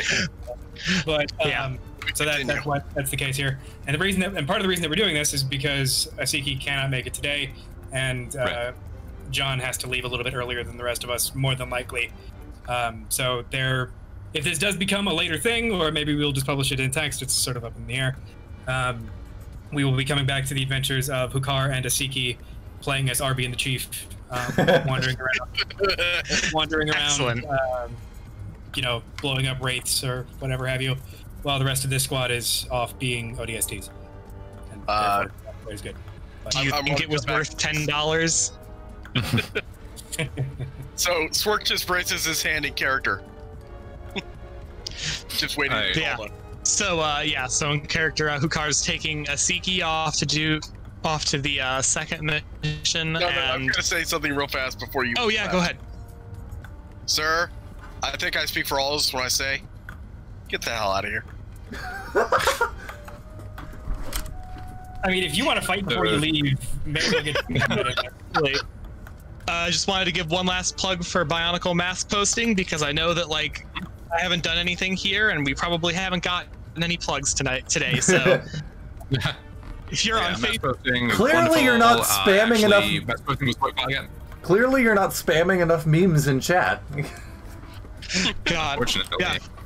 Yeah. So mask posting is what got me into the community after a long hiatus. So thank you for that. Yeah, of course. That wasn't me. That was all Hector. I just hopped along for the ride, but thank you. Okay. By the way, I should clarify to everybody, we're not ending the campaign. We're still going. Yeah. Yeah. I'm just heading out. So y'all have a great night and happy 8 tentacle day. God damn it. Same to you. How many tentacles? Asiki Commander is now gone. Aski's player Aski, who was on earlier elements of this, I think. Maybe earlier elements of the stream. May or may not drop in. I don't know whether or not I'm actually going to have him playing that day or playing today because of how we have to work this. Right. Yes. But carry on under fucking Lieutenant Hikuma. Ta-da. Ta-da. So, Commander, or what is your title now? What is my title? You're the military guy. Lieutenant Commander? Lieutenant Commander, I guess. Yes, because Navy. I want to be Navy. Acting Commander? Lieutenant Commander. I mean, Captain. Lieutenant Commander. You do Captain. Captain. Air Force. Tino will just refer to her as your fastness. That's acceptable. That works. All right, go. All right. Lieutenant Commander, whatever, ma'am. Ma'am works. Ma'am is easy. That literally all I'm gonna be is I don't even know the roles because I'm so young. I don't care. It's like you're just Toa. So I'm gonna be like, if I try to do it, it sounds like I'm slubbing. It's in character. Sure. That's Like so, Lieutenant Commander, ma'am, sir. I have to say, at this point, I don't really understand what we're gonna be doing, but I'm here to follow you because that means I get to kill people. I understand. I appreciate your enthusiasm, and I hope I can put it to good use. But to explain, we are here to blow things up and make life hell for the traitor Prince Takadox. Now, if you'll follow me. Tino firmly plants his hammer in the ground. Now you are speaking Tino's language. She kind of lifts her gun and kind of goes like whatever sort of party morale move. Not Finger guns. Well. All right, so Commander Hukar and Asiki went off in that direction. Therefore, I think it's a reasonable assumption to say that we should head, and she turns to the other branch of the cave, in this direction. And off we go. All right. That is the. I'm going to go ahead and activate my GeoHUD as we keep going, so I have this area mapped out for future reference. Am I still wearing the Huna, or did I give that back to you? Pretty sure we do. It doesn't really matter who has the Huna because we don't have 4 of them. Although I think I turn to somebody. I say, one of yourselves put on the Huna in case we're spotted. We can have you in reserve. Actually, I think I would rather. Personally, I think I would rather have the Huna back, and the reason I say that is I could lay traps for areas. And I could also just like chuck an invisible Swert at an enemy, and they wouldn't know what I was doing. Yes. Fantastic. Because I could just go, psst, right here. Come here, right here. So yeah, I'm gonna go ahead and take my Huna back, and I'm gonna. The cave is also a perfect environment to test out that gravity maneuver we were gonna try.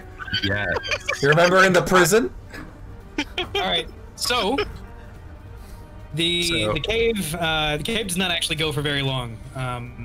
It gently slopes further upwards, for probably around about another 2 or so kilometers. It's winding, of course, and you don't actually move 2 kilometers inland. But eventually, you guys come to the mouth of this very large cave complex that's that you just exited. Pretty much on as far northwest on Odina as you can really get. Okay. I will be back in a quick second, by the way. Okay.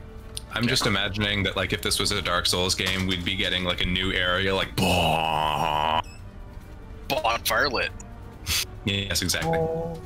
Actually, I'll tell you what. If Vakiti is taking a second, then I also need to use the restroom because I've been chugging water to stay awake. So I will be right back. Okay. Okay. All right. I guess I return. Okay, he's already back. Liam, go ahead and throw it on a BRB screen for about, let's say, 5 minutes. What's going on? Yeah. Well, we're taking a water break. Oh, in that case, I will air the thing that we were going to air during the BRB. Yes, we're gonna do our last mock spotlight and other things. One more little ad for the night, and this one's a bit of a secret. And it's been a secret for a while, but it's also been the world's worst kept secret. So we'll see what that's about in a moment. We will be right back, everyone.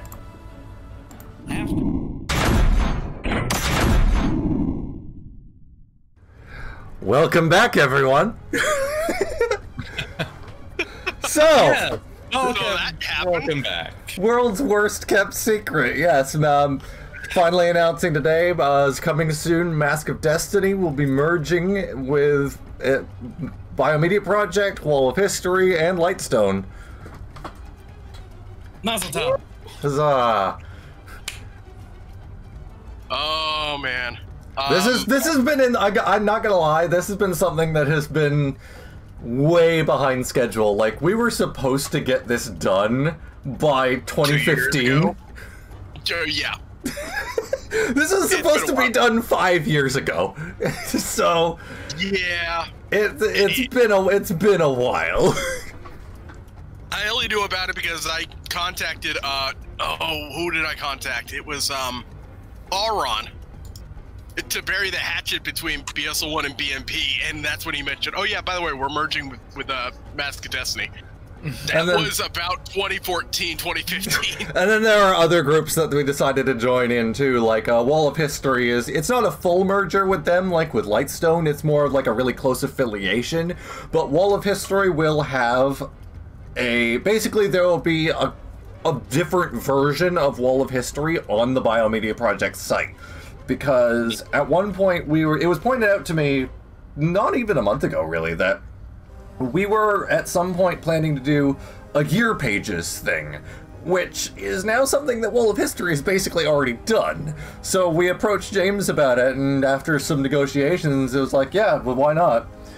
And the same sort of goes for Lightstone, but it's a little more complicated. Right. Basically, they're back around the same time as this all started, there was a group called Solus Magna. You may remember them for the failed MNOG CE project, or other failed projects like making other sets, and basically it was making sets and continuing G1's story from where Greg left off. And I tried to do that myself. How do I put it?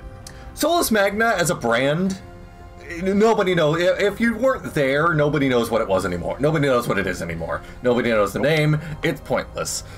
But Lightstone is still a relevant brand. So, since basically everyone involved with Solus Magna is basically gone now, I made the executive decision to just merge Solus Magna into Lightstone. So in addition to Legend of Mana Nui, our writer for Lightstone, Reese, will also be continuing the story project that started with Nepicross on Solus Magna. And in fact, we already have most of the next chapter of the Powers That Be ready to go. Actually, you may have heard a lot of it at the end of Gathered Friends G1, so that's a thing that's still happening. Huh. That's incredible.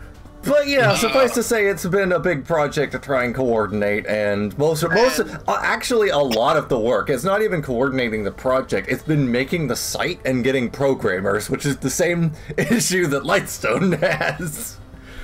So, well, you mean you don't want to keep using the fresh skin that HTML4? Jeez. So yeah, I guess you could consider this a bit of a call to arms too, if anyone wants to help out. You know, our Discord server can be accessed from the Biomedia Project site, and by now there should be announcements on the Mask of Destiny site, on Wall of History site, and on Biomedia Project, as well as in the Lightstone Discord server. Yeah. By the way, can we all give a great round of applause to Liam for that video that literally was done in like 2 hours on a Saturday night. Yeah, and that was all keyframed. That was all key. Same with Rider Quest DX too. I did that in like 3 hours, and it was all keyframed because I was working on my laptop with that, and I couldn't be bothered trying to pirate the what are they called? Boris Continuum plugins for Sony Vegas. It's just like, you know what? I can do this with keyframes faster than this download is going to take. Oh, and Magic caught the Easter egg we put in there. Yeah, okay, so I guess I'll explain that. But when I was editing this, I noticed that in that group shot at the end where Takuta Nuva is pointing to the door, for some reason, Gali and Wanua just kind of fucked off. Yeah. So I just decided. There's another way to describe that. You know what? I'm just. You noticed Wanua, I noticed Gali. Yeah, that was. They aren't in that scene for some reason, so I just decided. You know what? I'm gonna run with that.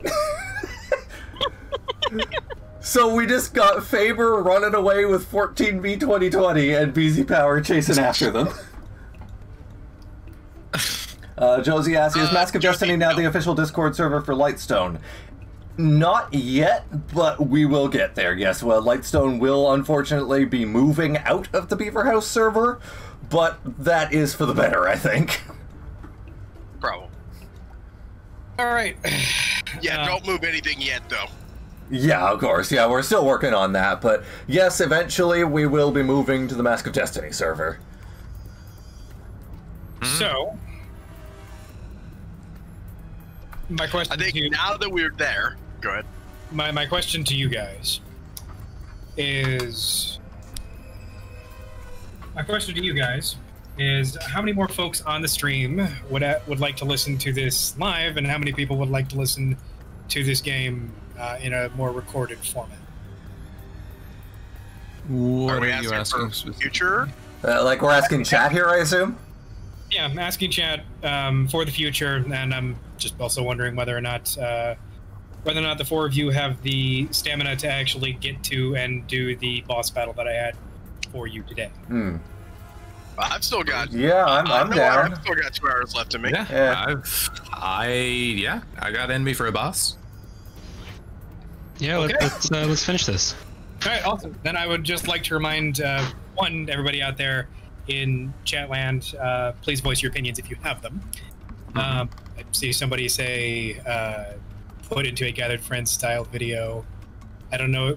I'm not overly familiar with that format myself. Gathered Friends, it depends on your version of Gathered Friends. Are you talking G2 Gathered Friends or G1 Gathered Friends? Because G1 Gathered Friends, the only reason it was so heavily curated and animated was because it was something that Chip was very passionate about, and he was willing to put in all that effort in drawing up things for every single episode. It's probably not something, I mean, I can ask him, but it's probably not something that's going to be able to be put together for a weekly or even bi-weekly episode for something like this. Monthly, bi-monthly is the best you're going to get out of that.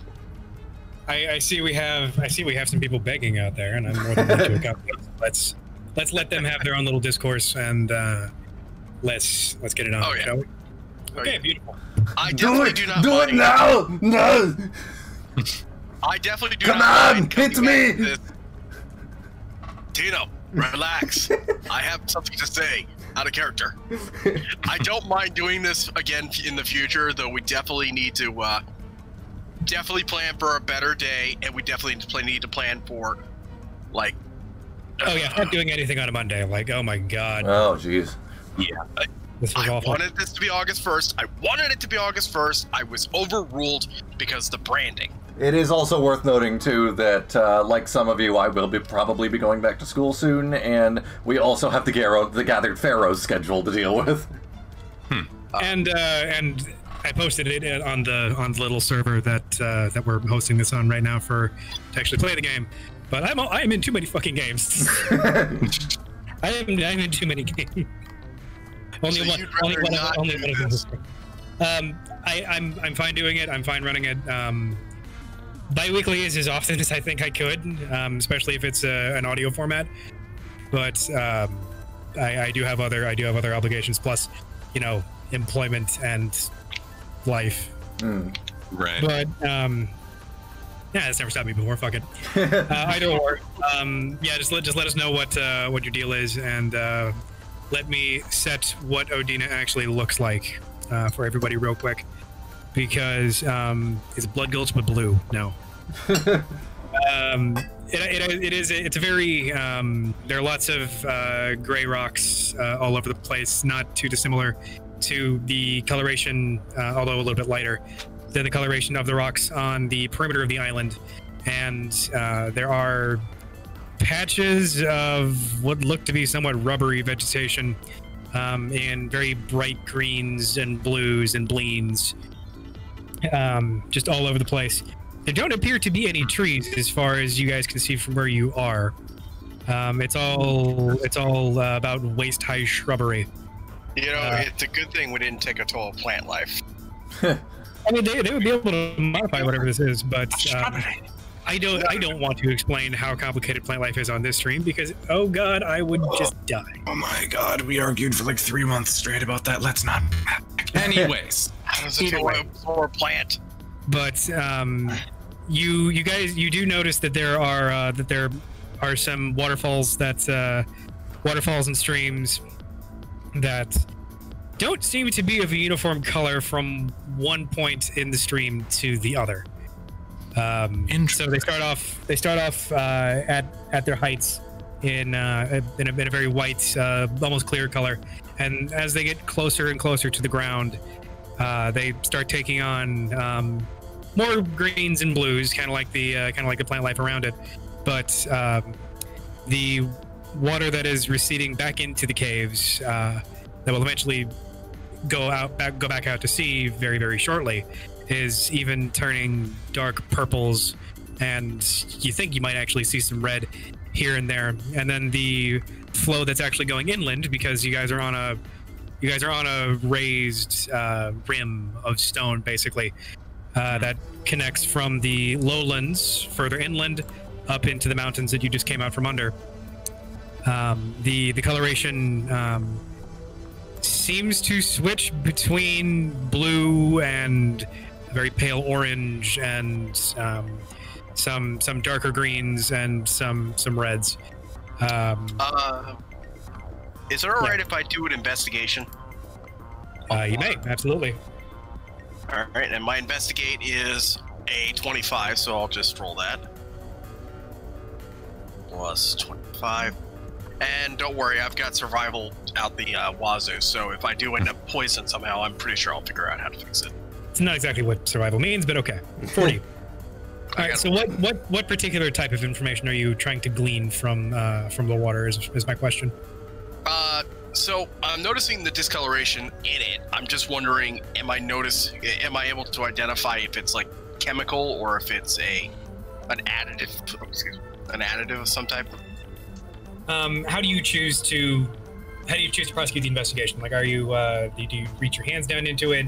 Do you just stare at it for a while, awfully intensely, like squatting? Do you do a slab squat? That does affect the. It does affect the. Yes, of course. I'm gonna go ahead and You do a big slurp. I'm going to pick up a stick or no, there are no sticks. I'm gonna pick up a rock and dip it into the water gently to see what it does to it. The water around the stone, as it's displaced in its normal flow, seems to kind of shimmer a silvery color whenever the stone is disrupting it. Interesting. So do you take it back out? Do you leave it there? Do you drop it? What do you do? I'm gonna go ahead and take it out. Okay. Whenever you take it out, you lift it up, and I'm assuming you watch some of the water drip off of it after the fact. Yes.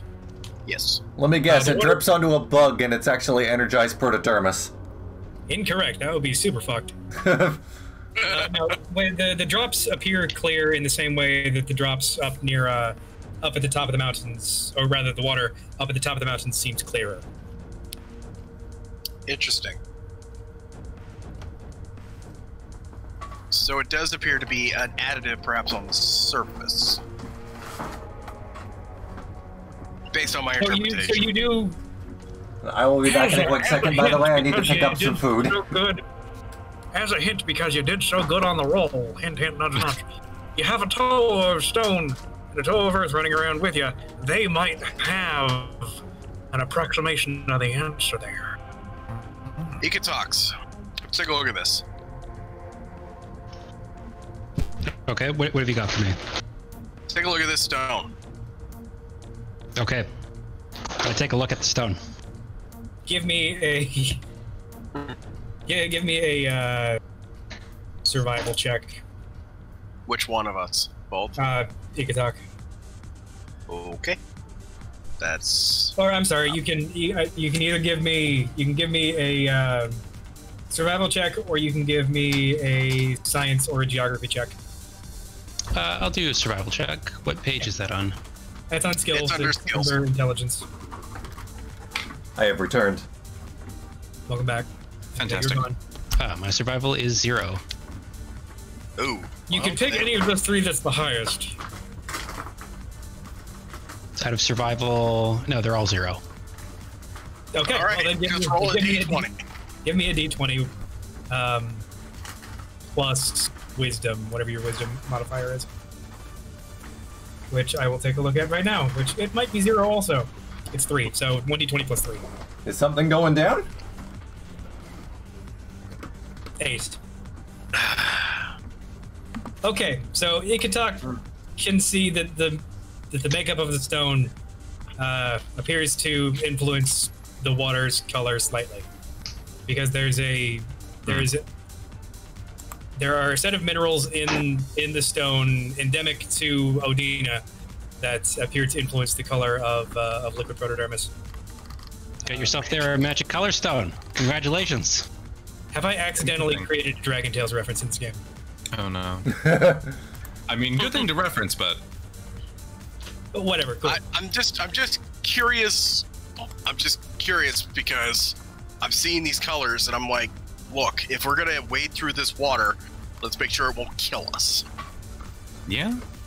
The wet rock and any dribbles that you may have gotten on yourself being near the stream do not appear to have a negative effect on you. Okay, that's. Nice. I wanted to investigate to see what was going on there because it was freaking me out. Right.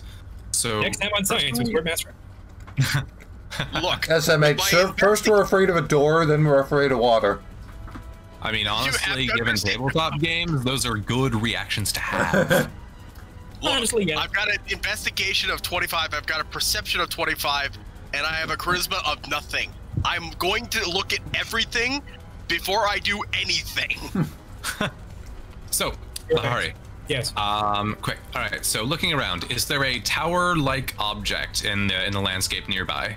Something yes. tall, or any kind of vantage point? There is. It's actually rather squat, not so much tall, but up on a hill. There is Okay.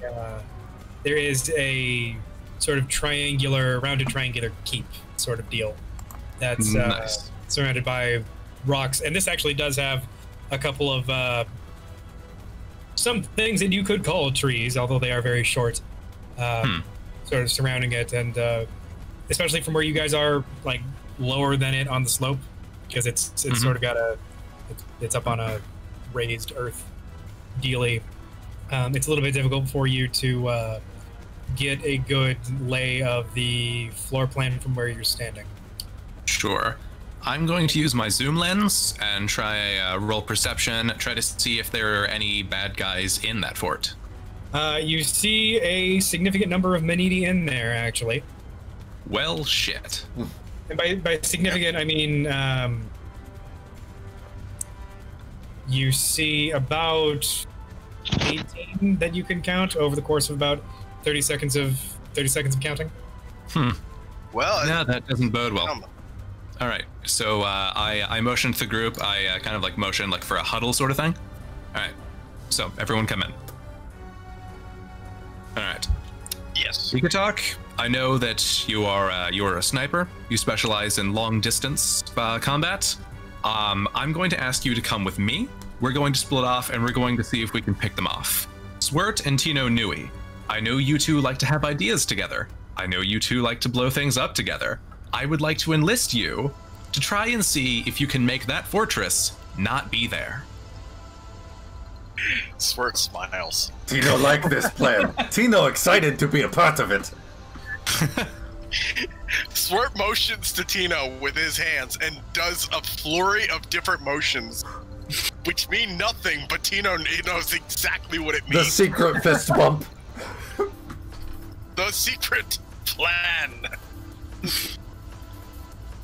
All right, so the reason I asked for a tower sort of thing, Lehari, is because I wanted a place for Ikatak and I to kind of camp out and avoid the destruction. Okay. Is there anything that remotely serves as something like they could serve that purpose? No, this fort appears to be the tallest thing in the region. Okay. However, I need everybody to make a perception check. Oh boy. Okay, hang on. Now I gotta type in the thing and. 31. I keep forgetting what my perception is. There it is.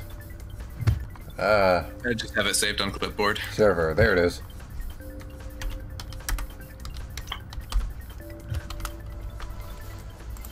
Did I say that was 25? Yes. Swert is too enthralled by the water. He critically failed. Oh no. Yeah. Crit fails on party perception checks. There's basically nothing that can go wrong from that. I mean, I don't know. Yeah, none of you but count generally credit. speaking. That's a lot of fun. Yeah.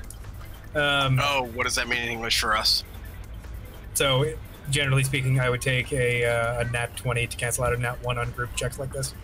Oof. However, behind you guys, you hear some stones crunching themselves. Okay, I would like to whip around and hold my Kanoka launcher ready. Are we fighting a Vatuka? Nope. You see two Maniti, but they don't look like soldiers. They look like just your regular old villager Takadox looking mofos. Oh no. They don't have any weapons on them. They don't have any armor or anything. You mean they don't have any weapons? They don't need weapons. They are the weapons. They make us into the weapons. Hmm. But the thing is that they're coming up from the caves that you guys just exited from, with a couple baskets full of what appear to be raw ores. Okay. And have pickaxes slung over their backs. All right. Have we definitely been spotted?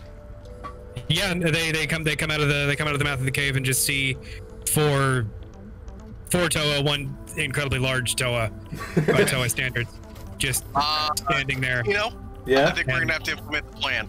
And their eyes go wide. Are we allowed to get our plan off first? I don't want to hurt the simple working folk. Hold on, guys. So, I put a hand up to silence the discussion, and I hold up my stun pistol, and I aim it at the two Maniti, and I fire. That works. Yeah. So okay, then give me a pair of 2-hit rolls. All right. That's. I swear to God, if you fail this, sight, which is +3, and then what is that +3 adding on to? I could never remember that. Is it just my dex? You know, it would really suck if I stab one with a row when they try to control us, and then one of us starts doing ballet or something.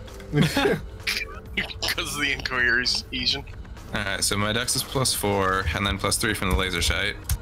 Gets me... Alright, a 22, and then you want me to do another one for the second shot? Yeah, add another +4 to that. Yeah. Alright. From your Add a +4, you said? Yeah, from your item quality.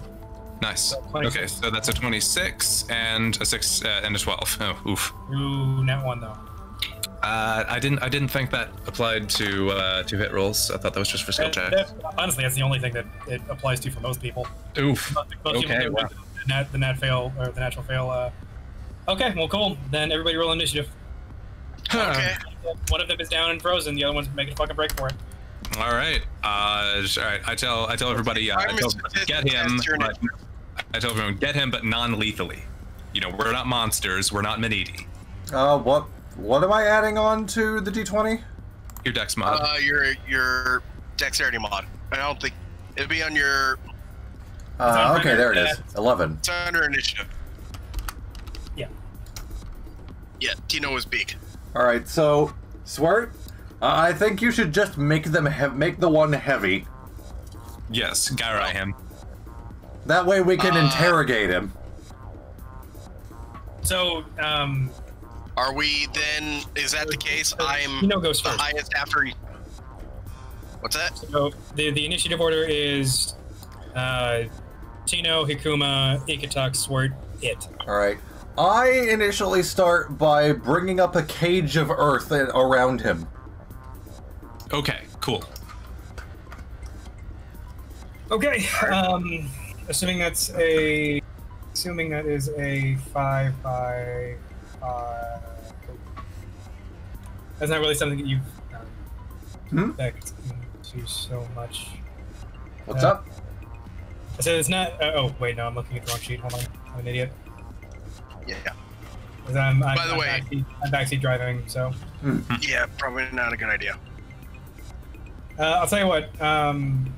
You can do that at. I mean, I say cage, but I mainly just meant like a cylinder of earth. I'm doing the math on how much EP that costs. Hold on. 6 plus 6. Okay. Yeah. So that you can cage him up real fast and easy for 18 EP. So make sure to note that.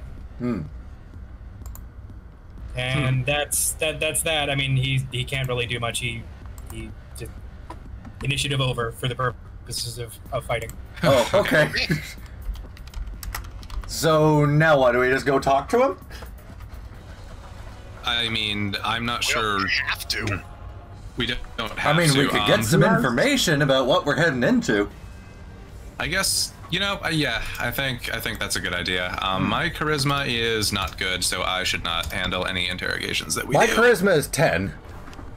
Yes, you do that. Charisma, I have only, what do I have in charisma at all? Wait, when you say 10, do you mean that's your score? That's my or your score. mod? That's my score. Oh, oof. Okay, does I have anyone... 11. Plus 11 or score of 11? Score of 11. So You can talk, what's your charisma? On your primary stats. his charisma is Score 13, modifier 1. Yeah, he's the Oh, most, terrible. he's Okay. the most. Our amenable- charismatic people are all busy going elsewhere. Well, he's also the only one of this subgroup that speaks Manidi. So Oh, all right, okay.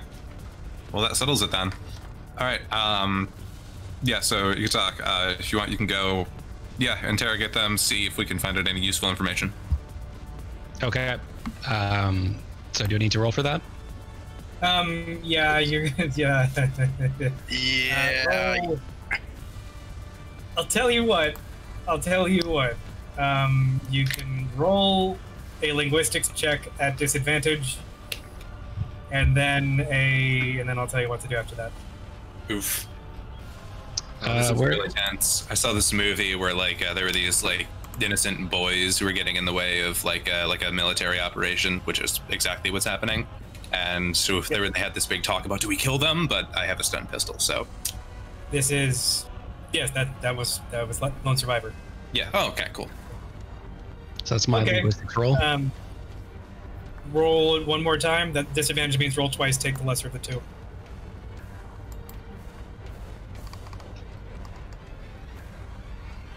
Oops. And Rollbot, you useless son of a bitch. No, he typed it wrong. Oof. Spirit, you useless son of a bitch. Okay. 31. 31. Yeah, so 31 is what you take on that. So I'm gonna say you get to roll your diplomacy with advantage 2, meaning roll 3 times, take the highest of the 3. You're getting that pass because it's always a good idea to speak to somebody in the language that they know rather than the lingua franca of an invading force. Yeah. So it's three rolls. Yeah. Yep. All right, so I guess that's an 11. That's That's an 11. Okay, cool. You can just barely... Man, you guys are an uncharismatic bunch, I tell you what. All right. We're all terrible. We are here to blow shit up. we Yeah. invade their country. We're here to help you. Man, this is giving me flashbacks. You understand us? Fake I'm sorry. American. What was that about Onua in the first book? Disclaimer, Disclaimer, I've never been to Afghanistan myself, so Oh, before okay. you Alright. start shouting stolen valor. Mm. Okay. So he looks at assuming that you pulled kind of a you guys remember when Iroh got captured by the Earthbenders and they did the whole pointing spiky rocks up at his neck to make sure he didn't move thing.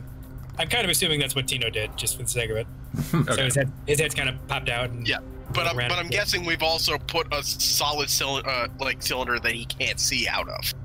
Yeah, Is you that want thing- to, you don't want him to be able to look at you because the hypnotism is from the eyes. I mean, I could always just fashion him a little Earth pair of sunglasses. Please do that. Okay, so what do you say to him?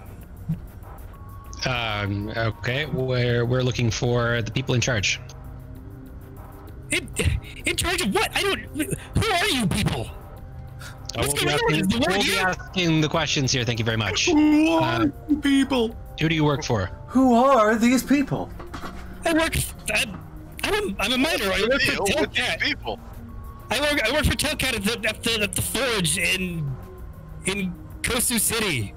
What do you? Oh, back off from your mic a bit there. Alright, at this point, like, I can't understand what you're saying. I just kind of yell over, like, ask him if he knows troop positions.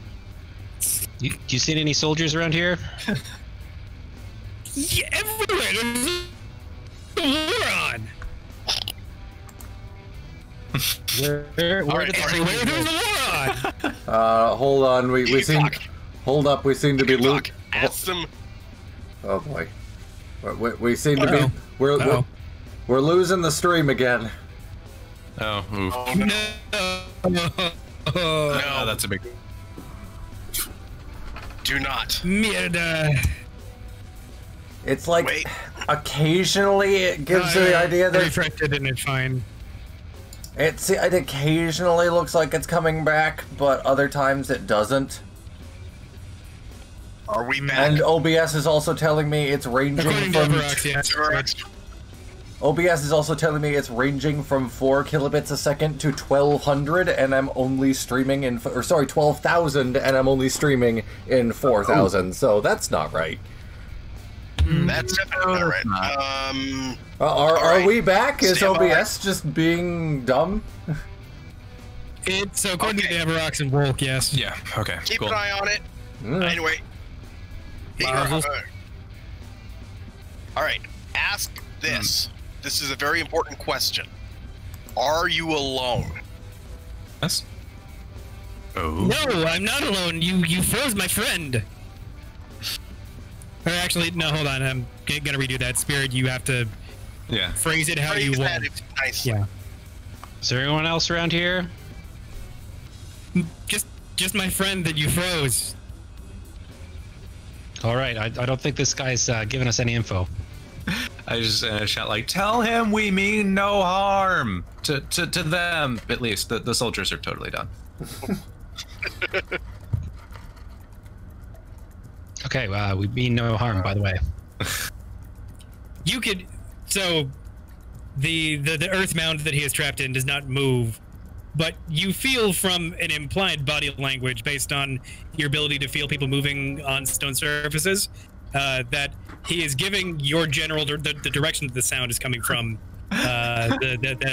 That's some bullshit. Look, Tino also feels this because that's the thing he can do. Yeah. So. All right. Okay, These people are minors. This may be a war. We may be authorized to kill, but we are still Toa. We still swore the Toa code. I think we should lock them up someplace safe and I don't know. Just not let harm come to them. They don't deserve it. You have no idea how badly I want to open my hand and just let a gravity well come up and shoot him out. Swert, no, we're Toa. Hey, it's a shame there's no there's nothing around here. We couldn't just put them up in a tree or something. I mean, I can put him in gravity if you'll let him gently float down after 5 minutes. But they're gonna yell. Yeah, Ikatak, we could just have you put them on top of like a big like spire that you create out of stone. Okay, let's do That that. might get us noticed. That's true. Then we make it a hole. We put him in a hole. I will turn the cage into a hole. Sure, that works, and then they can climb out eventually. Yeah. All right, so Tino Nui, they've got tools. Tino gently sort of turns the ground underneath of him into an elevator going down maybe 20 feet. Ding. And what exactly? And what do you do with his friend? You just kick him in, or what? Oh, no, man, they're both good. going down at the same time. Yes, Swert, Swert, could you give me a hand with gravity? Maybe just gently lower frozen guy in here. So I'm just going to make him super light, and then I'm just going to nudge him in gently with my left foot. Yeah. Okay. And he just kind of floats gently down after his friend. All right. Nice. As he just yells down, "See? No harm!" He screams back at Minidi, "I don't understand what you're saying." I think he said, "Thank you." Spirit knows that he did not. Yeah, Alright, Hikuma didn't say starts that. walking away, kind of like twirling her pistol, and she starts reciting the Toa code like, I'm so moral. Swert kind of just does the up yours. Okay, so what do now? Well, what were we doing? Well, I think we're going back to our original plan, which is to take out that tower and... Yeah. So, my main plan is to just cause a massive landslide so that the invading force just has to walk uphill instead of climbing a cliff. But those soldiers might come and try to stop us, so we should neutralize them first however we can. So And what I'm if open we to turn ideas. the landslide into a tidal wave of mud? What if we were to just sever the base of the tower and I just yeet it into space? Into the roof of the dome? Yes. I mean, alright. Let them come down eventually when the eyes close. By the way, that's the terminology we came up with for when the sun sets. It's when the eyes close. That's kind of like the... Which only makes sense in Metro Oh, yeah. whatever. Yeah, it's really Look, it's a universal term, okay? You Yeah, see it in the I'm Legend totally of fine Metro with Nui, the eyes are closing when the sun eclipses, whatever.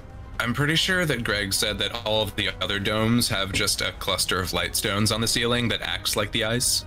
Huh. Yeah, anyways. It's a matter of fact, Alright. there's one or two is part of the problem, but yeah, that's... Anyways. So, as somebody with the morals that I have, I don't think we should go straight to certainly killing all of them, but if that's the only idea we have. I mean, I don't plan to kill them. They're just going to stay up there floating for a little bit and be out of our way. What if we took the tower and pushed it somewhere else? This is a legitimate thing we could do. Ikatak and Tino could like use their powers to just pick up the fort and use it to knock down the mountains. No, it's perfect. Like, Yeah. I grow big, Swert makes the tower light, Ikatok severs the foundation, and I just Alright. pick up this tower on my shoulder and just like put it on top of the mountain or something. Alright. So, the question for the board is, if we do that, how much of a headache is Lehari going to have in the morning? And how much trouble are we going to be in with the rest of the island? Yes. Yeah. Just All the right. answer is yes. So, let's start with severing the base. I think we it's, should do that after it's been made lightweight. Just so it doesn't collapse. Yeah. Fair enough. Poof, really, it's now lightweight. Comments, Lehari? This... Hold on, I'm putting in the wrong chat. Sure. This is the foundation. This is the shape of the thing. It's on a cylindrical tower. Okay. Okay. He just sent us an image in the Discord that is taking a while to load for me. Yes, it's the voice to text channel. Okay, yeah. It's not Oh, too it's incredibly basically large. triangular. I mean, It'll take a that's lot still- more. It'll take a lot more than just a little poke from a toe of stone to get that severed from the base, though. Yeah. That's true. All right, you know what? I have a new plan. What if we go in there and we just start smashing supports? What if we Let's go in there cause a and I ruckus. activate my Mask of Big, and I just sort of chest burster the tower? Okay, let's actually do something that makes Lehari feel better. Because I guarantee he wants us to go into the tower to fight, not just blow it up. Question, Lehari. Is this the boss fight you mentioned earlier? This is. Oh, alright. So let's go into the tower. So I feel like he's not going to make it that easy for us. Right. Yeah. I think it would be in bad faith if we just solved a boss fight with a couple of EP casts. There will be some significant ex post facto moral reveals if you did choose to prosecute this problem in the way that you have been suggesting. So what you're saying is Tino should get big and start climbing the mountain or the tower, kind of like Kitongu climbed It's not that tall. It's maybe 40 meters tall. And how big does he get? 60. Feet. Oh, feet, okay. So like 20 meters. So what you're saying So I'm is still gonna be half the height of the thing. Big and start climbing that thing and take 2 seconds to get to the top. No, but with one good jump, I could get like 2/3 to the top. All right, I propose we get in there. Lieutenant, whatever. I'm pretty sure if we go in there, we're gonna find more miners like the ones we just buried. That's a fair assumption. All right. I know there's a lot of soldiers in there, but you know what? Soldiers we could deal with. Wolk says the tower is the boss. It's a Rahi derived from the mountain. It is another stupid mimic, isn't it? No fake spoilers, Wolf. That's right, fake doors. Fake doors. That's right. Mm-hmm. Not here. Fake doors. Now we're gonna go home. All right. So, I don't have very good luck with stealth, but I do have a zoom lens and a teleportation mask, and also a stun gun. So, I think whichever ones of us can do stealth, that means me, you, Swert, Tino, and Ikatok. How are you on stealth? If Tino may make suggestion. Yes. What if we perform the pincer attack? Tino will yeet Swert to top of tower, and we sort of approach the center from both ends. Well, I mean, Akuna and I could fly up there and come straight down. That's true. But yeeting is more fun. Not wrong. That's true. Just your Swert taking on some of Tino's mannerism with speaking.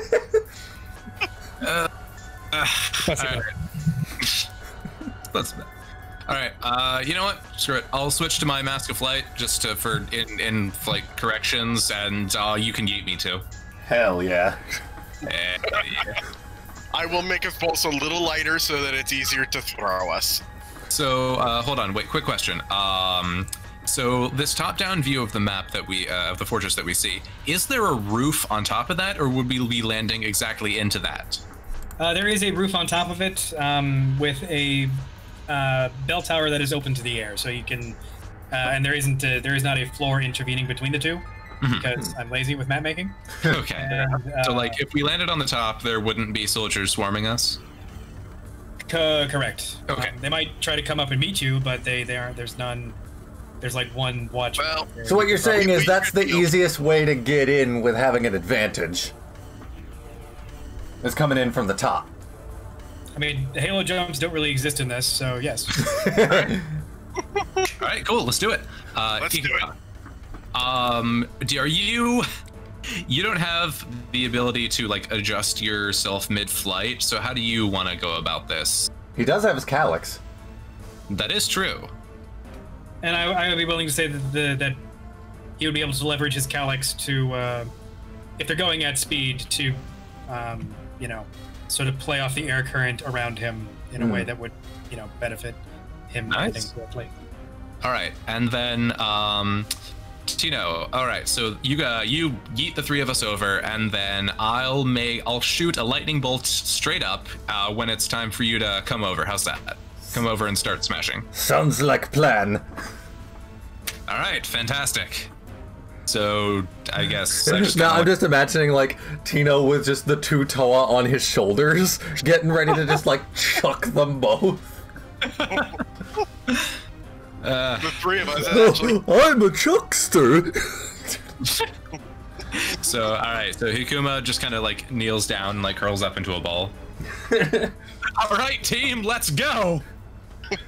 Yeet.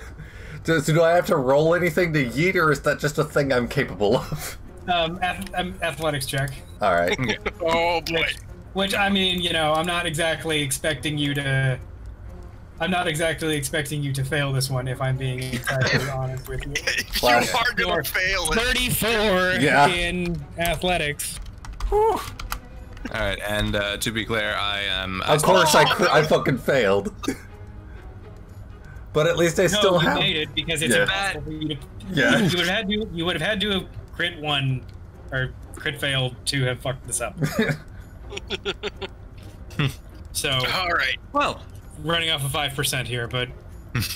So okay, and then I will make one for each, pretty much. So you just threw a cube up there. I'm rolling this So again which for one all did you three pick total. there? Well, let's is see that. Ikatak also coming in from the top? Yeah. or you can also like hide up in a ridge, I guess, and snipe if you want, or Yeah, it's let's up to do you. Okay, cool. Tell you what, you could also throw Ikatak up to the ridge. That is true. I would like But to point out that you Ikatok probably have doesn't have Atlatl. the same correctional measures as we do. I would like to point out that you have an Atlatl, not a sniper rifle or anything. Like let me bring up your range on this thing. Anyways, range is over that 100 roll meters. will be for Swert, so I guess this one will be for Hikuma. Oh yeah. If you want. Oh, 51. Okay. Now, Ikatak, you can absolutely, you can, you know, Alright. you can get yeeted if you want, yacht, as they say, somewhere, but keep in mind that your Atlatl only has a range of 120 feet. Okay. How far will I be like on this ledge? Up with the other two? Yeah. So how far away is the ledge from other stuff? So you're being thrown up into the bell tower, basically, of this fort. So you're only about 40 meters or so off the ground, which is math. Hold on. Before we go any further, I turn over to Ikatok and I ask him, can you fashion out of stone for me and Swert little kind of like sunglasses, so that we can block our eyes in case they're about to look at us and hypnotize us? Sure. Can I don't know if this is like too overpowered. Like, can I make like crystalline stone? So like I'm it's willing, like I'm willing to say that you can make a semi-transparent stone that can be seen through. I will not call it a crystal because that is copyright infringement on a tribe that never existed. So Yeah, technically not within Stone's power set. Okay. such a bitch, but yes. So yeah, you would be able to make blinders for them to mitigate. Basically, it's going to give them advantage on the if they still want to be able to see through it. It's going to give them advantage on will saves against the most basic forms of mind control. Cool. Wolk wanted to mention, we should remind people about the raffle, right? 810 raffle in the chat to enter the raffle for 3D printed RSG masks. The raffle will be drawn soon, TM. Soon, TM indeed. And no doubt, yeah, you'll be contacted on either YouTube's or Twitch, depending on which one you are winning on. We would prefer you. Also, should also mention, very special guest has also entered the chat. Who's that? Hey, Amy. Oh, hello. Who's this? Imatron from Mask of Destiny. Oh, okay. Oh, I did not hear you. What? He is also known as the Moo Man because he was once an avatar with a cow. Oh. all right. Okay. Long time ago. Either or. By the way, typing 810 raffle or 810 raffle into the chat multiple times will not get you multiple entries on the big list. Yeah. Which includes you, Josie. Yeah, that's why I said that, because I saw her. I have the list open on my other screen. So Yeah. By the way, we're all characters except for Lehari. Yeah. yes, So technically, Lehari is also a character. Anyway. my character. So is the where am I right now? I'm currently flying through the air. Yes, you are currently mid yeet. All right. And of course, I'm course correcting myself with gravity and my calyx, depending on what needs to be done. So the one watchman up at the top of the bell tower does notice you guys incoming. So how do you want to handle that? I mean, I could just drag him down to the ground and hold him in place, or should I yeet him into the air? You know what? Screw it. I'm going to yeet him off the tower. Well, wasn't Akuma thrown first? I thought. No, I was thrown Swert first. was. Yeah, I'm just going to put a anti-grav field underneath him and just yeet him off the tower. Sorry, is there a guy on top of the tower? Yes. Yeah, there's a guy in the bell tower that's keeping watch. Okay, then what I'm going to need you to do is I'm going to need you to make a. I'm going to need you to make an acrobatics check. Oh, an acrobatics check? Yep. Okay. It do be like that. Tell me, does a 43 pass? A 43 does in fact pass. You spend 20 EP to actually delete the gravity in his area, and then you punch him out the opposite side. All right. He goes sailing, but not for very far. He hits the ground without the benefit of your gravity cushion, and does in fact go splat. And some folks some folks from below go to investigate the thud, rustle, and snapping noise in the brush below. Well, that's the first. To be fair, I just wanted to give Tino something to do. And like that, first blood has been drawn. Honestly, if it wasn't for the fact that your first adversary was a door, I imagine it would have happened earlier. Everox in chat says, Swert, I'm gonna do what's called a pro gamer move. Okay, so, Ikitaka, I'm sorry, I lost track. I could have left him a cushion, but who cares? I just want to make sure that I understand what your final choice is. Do you want to go up with the other three and then have Tino attack solo from the bottom, or do you want to attack from somewhere else? Do you want to roll in as Tino backup, or what's the deal? So the ledge is too far away, is what you're saying? No, you can be thrown up there. It's again about 40 meters up. The ceilings of this fort are fairly high, and you don't have a decent way down like the other two do, though, is part of the problem. Because Hikuma has her Mask of Flight, Swert has gravity and calyx. You just have gravity, and you are a rock. And that's very unforgiving. So okay, I will take the cautious way and stay on the ground and provide covering fire. Hold on. I can give you my Kowalski teleportation, and you can just you can do that. You can just flash up to us if we need you. Okay, sure. Yeah. Just have a lot of fun. All right. So I hand that off to you. Thanks. And with that, we are prepared for yeetage. Huzzah. Okay, so then if that's the case, then Swert and Hikuma, you both notice whenever you get up to the top of the bell tower, there's not a bell in the tower. There's something bell-shaped, sort of, but it's actually significantly more cylindrically shaped. And what's more is it is held up to the roof by some chains that go underneath it and affixed to the roof of the bell tower itself, with another chain up at the top that secures it to the top center of the bell tower. And the reason for this is that it is actually a cylinder in two parts. The bottom part is opaque, white, and glowing, and the top part appears to be made out of a silver metal of some kind, likely some form of steel. And in the gap between the two, there's the head of a blinking and aware Toa of Psionics. Oh, Nani.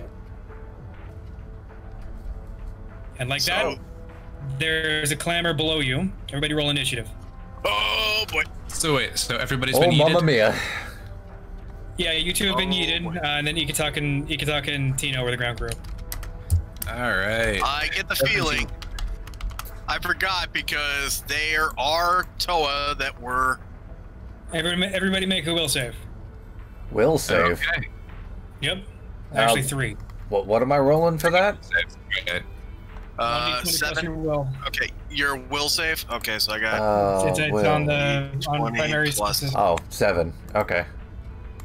And you said that 3? All die. No, dear, they don't all die. Alright, Rip. Here go mine.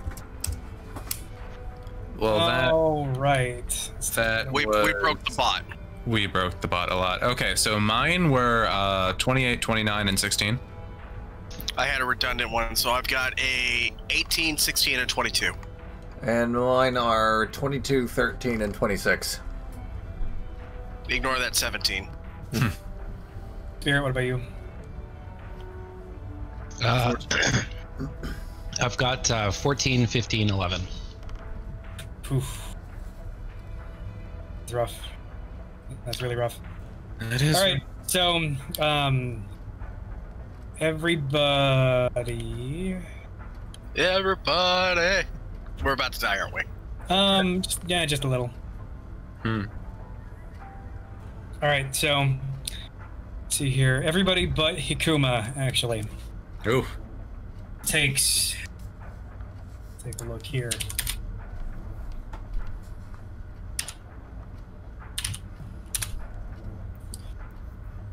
Oh. 54 psionic damage. Oh! Well, that's Yeah. half my health. And Hikuma saves for half. Okay, so I take 27? Yep. Wow. The massive psionic shriek that just issued from this Toa. Everybody kind of, because it's such a fundamental essence, more so than I think pretty much any other element short of light and shadow anyways. And Because this, it's such for a the record, this fundamental even element. affects me outside the tower, yeah? Yes, and, Oh. and it affects everybody inside the tower as well. There are Oh, Leomod so half that- of them could be dead. There are exploded Leomod heads everywhere. Oh. Oh. That's how, like, they're just the eyes of the majority of them that failed to resist this psychic scream when shooting across the room. I have And- several questions. First, Several of them even appear to have lit on fire. how are they even keeping this thing captive? Well, that's a question for later now, isn't it? Especially. I don't care. That bloody hurt. And Igatok, you failed all 3 of those. Which, wait a minute. Huh. Wow. Oh my god, those were awful rolls. Holy shit. So he rolled a natural 5, 6, and 2 with a +9 mod. So yeah. Damn. So Do I take extra damage? you don't take extra damage. However, you do fall to your knees and start the Toa equivalent of vomiting.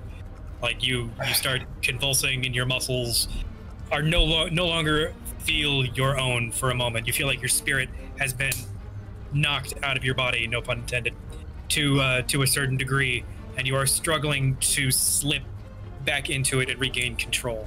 Wait, so I kind of zoned out when you were describing this. Is this literally just a severed head of a Toa of psionics in a jar? No. So it's large. The cylinder that this is contained in is well large enough to be able to contain the entire body of the Toa. Okay. Its head and eyes are just exposed along with its mask and stuff. It happens to be wearing a How, by the way. Okay. So it can it's dead. If it sees us, it can protect itself. Got it.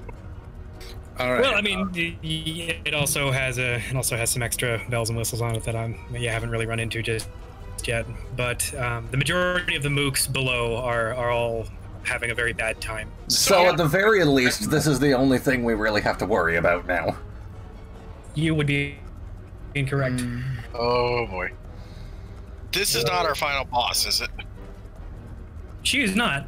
She's just a part of it. Oh no. Oh. Lehari, you pull a D team on us, I swear. Why do I get the feeling he knew exactly what we would do the moment we saw the tower and planned for this? He knows us too I mean, well. He's I too am powerful. Tino Nui. I am the Toa of Big. I do things that involve bigness and strong.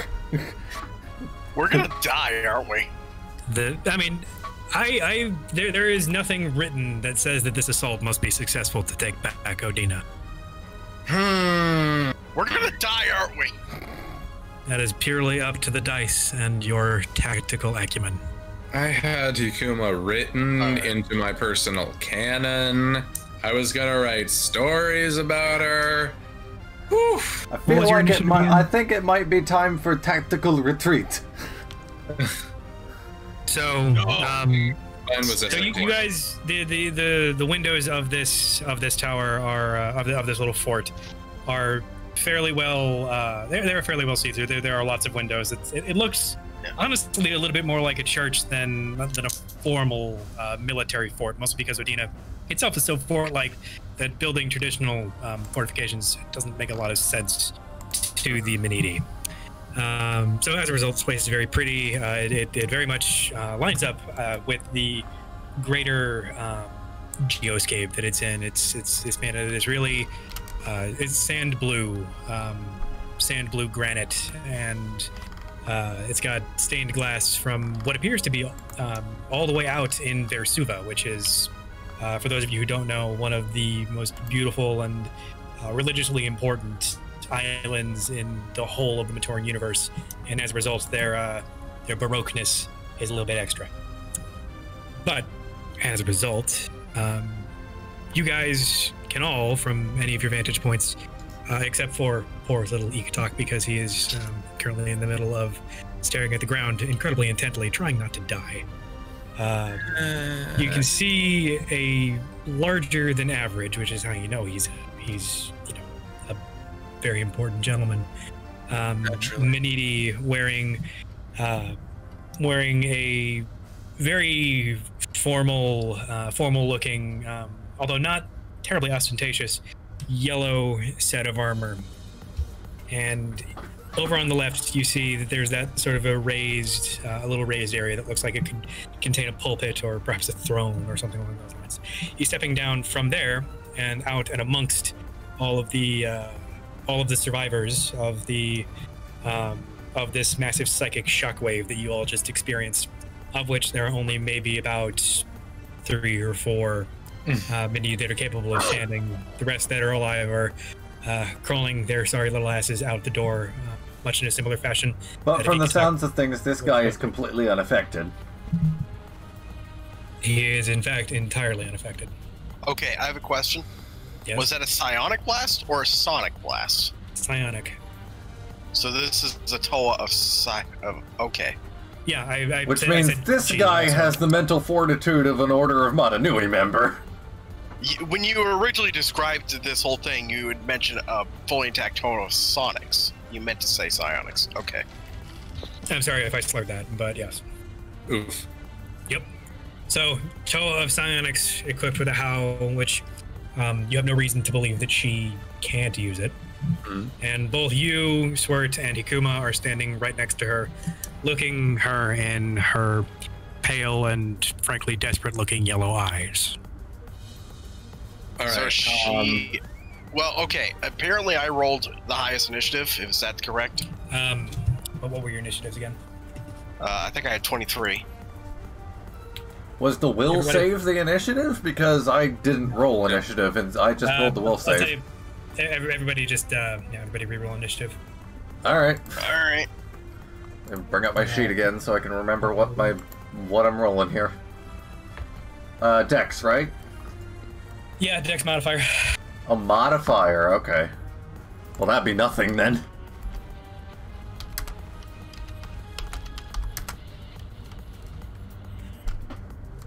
Alright, that's 17. Oh, god damn it. 4. Ikatok, you don't really need to. We'll get to you when we get to you.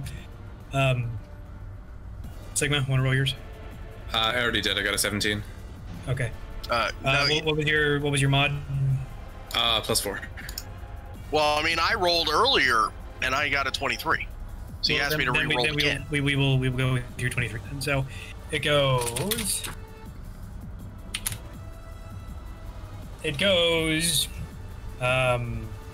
Swert, Sigma, Dude, Tino, and then we'll just have Ikatok at the take around, and then come in at the end of that. the end of that exchange. Oh, So, okay. yeah, I'll write that down in the detective VC. Swert.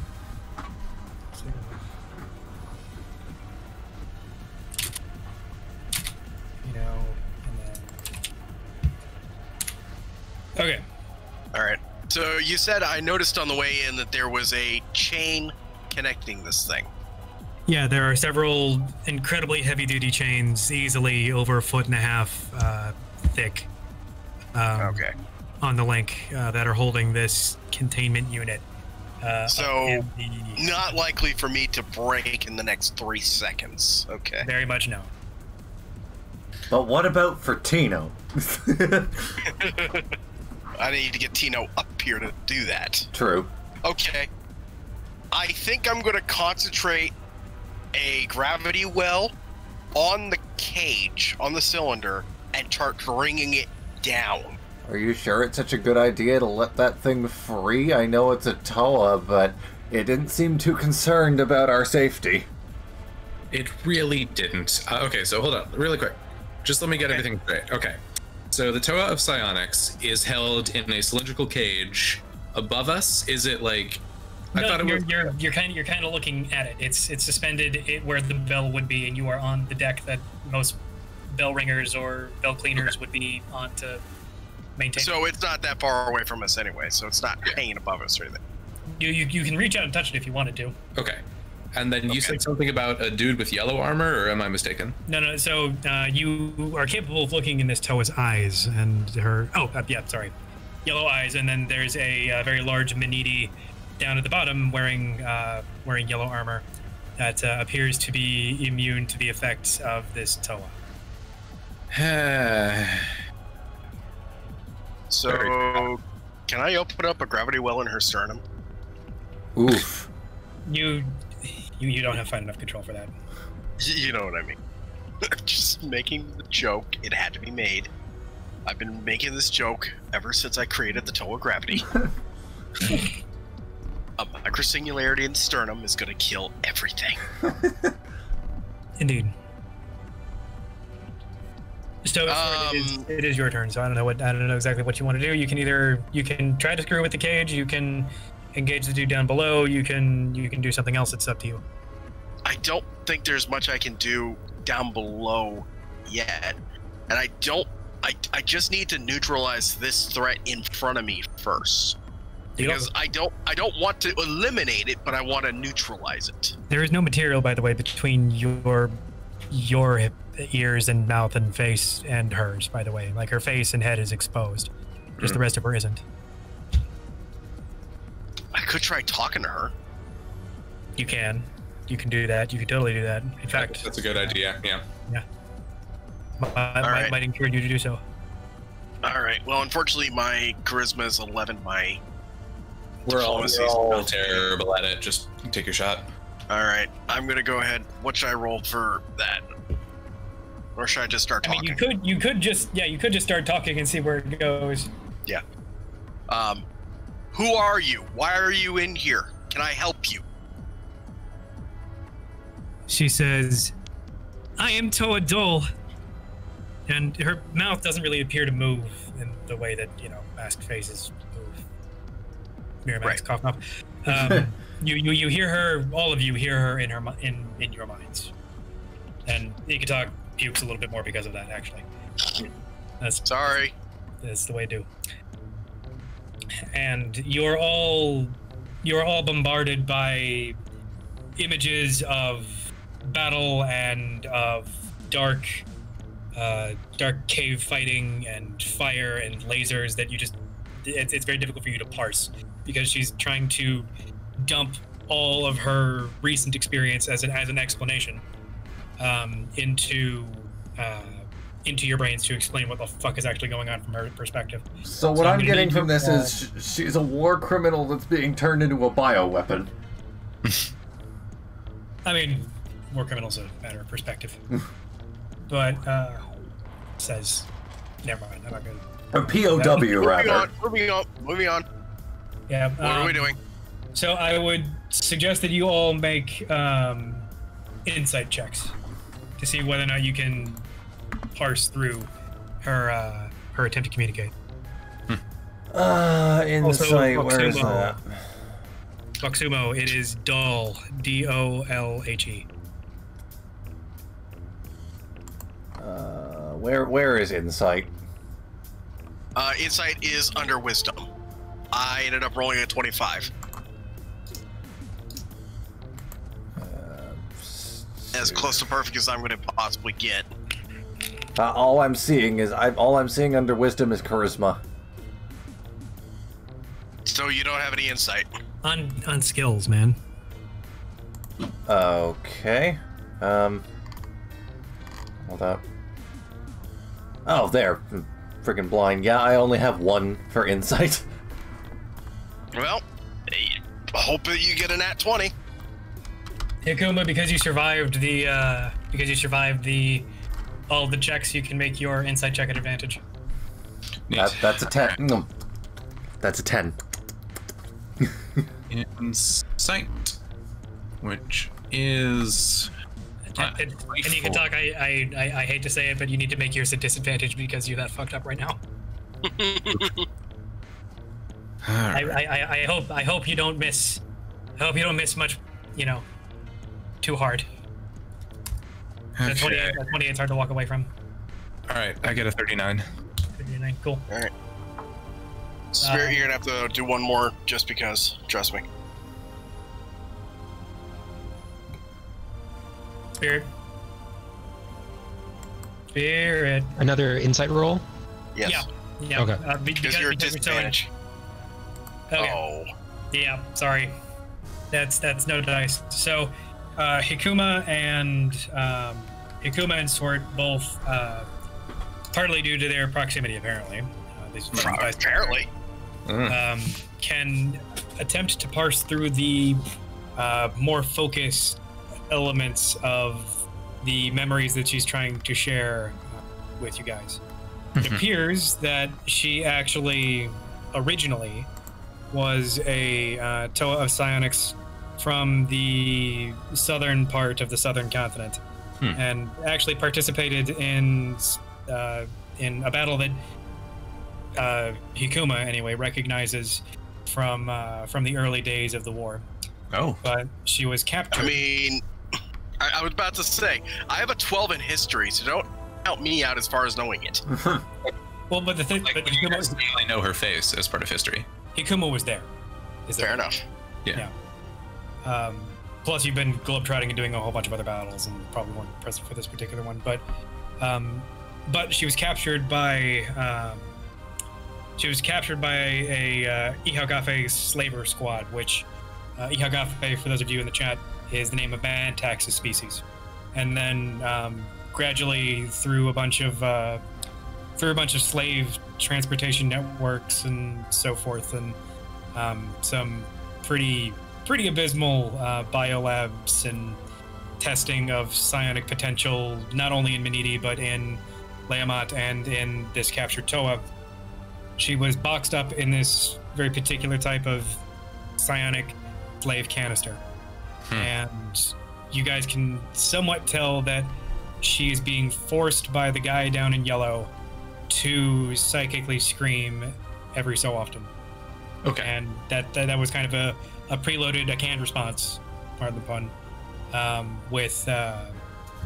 whenever she saw an intruder, which is one of the reasons why it was so unrestrained. So that's kind of what you guys get from that. Okay. So, message I'm getting is that she is only a threat because of Yellow Armor Dude, and we need to take him out.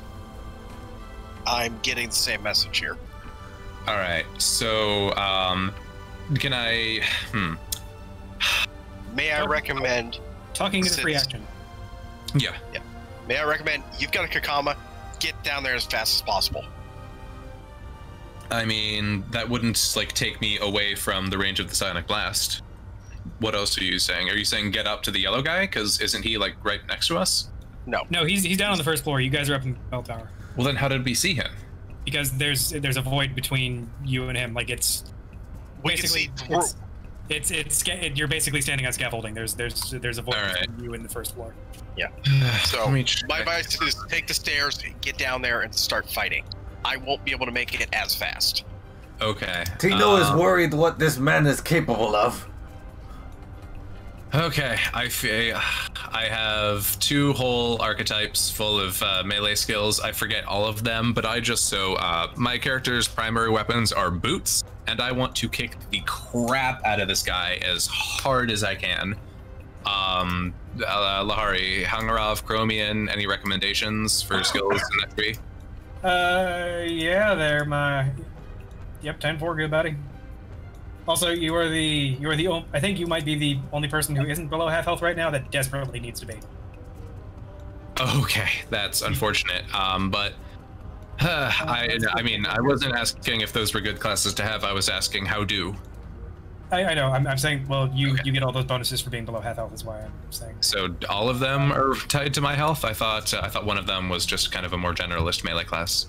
I mean, they are. I'm saying that you would get a significant number of benefits. Okay. Let's see here.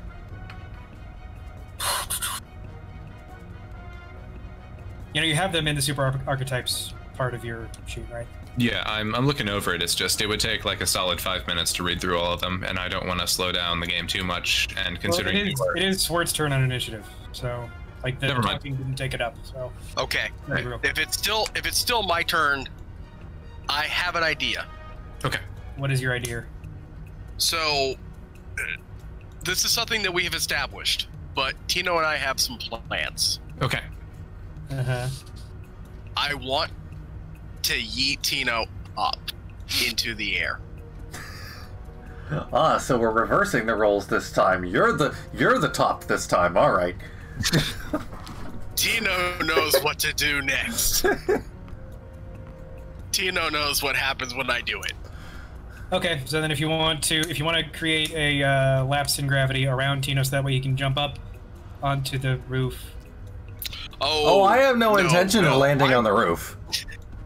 Tino has no plan to do that. Is he about to give the building the people's elbow or what? Something like that. Tino has got some plans. How far am I supposed to... Okay, my intensity for the AoE is 5, so that means he's up 35 meters, or what was that? 35 feet in one round, which, you know...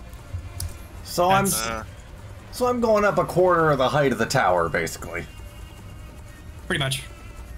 I think that's more than enough for what we're about to do. Yeah, I think so. All right, okay, I'm doing it. Then put a pin in that, and we'll come back to the finisher. Okay, so my total EP usage was 35, so that puts me down to 95 usage left. Oh shit, somebody just gave you $5. Nice. Sweet. Thank you, Voximo T. Thank you so much. All right. Voximo T, of course, with super chat. Testing never goes wrong.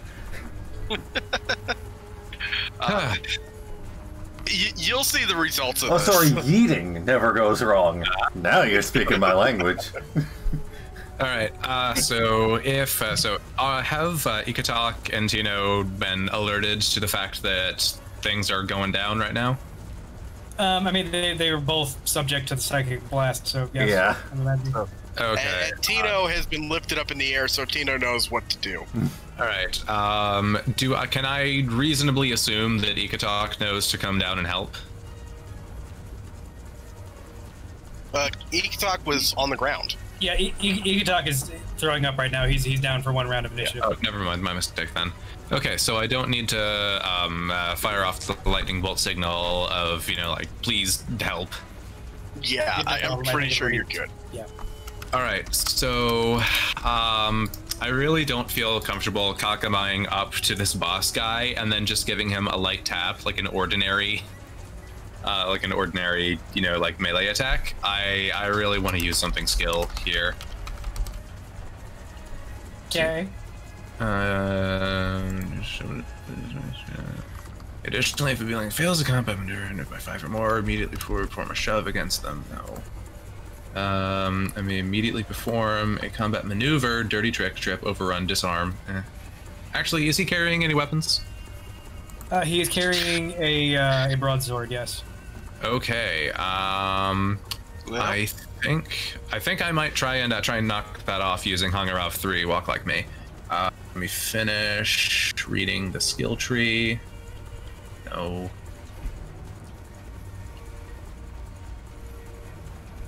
Huh, that's helpful.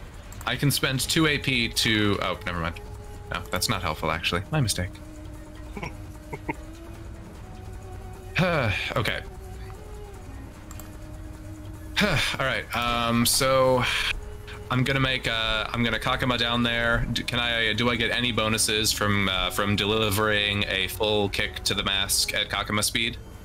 I will let you know what they. How many Kakama charges you burning?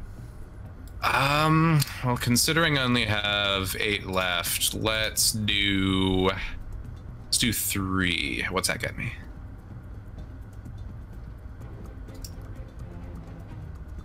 Actually, oh wait, we did come out with rules for that. I'm dumb. Give me 1 second to bring up the Kanohi manual real quick, but sure. Do the associated rolls and shit. Sure.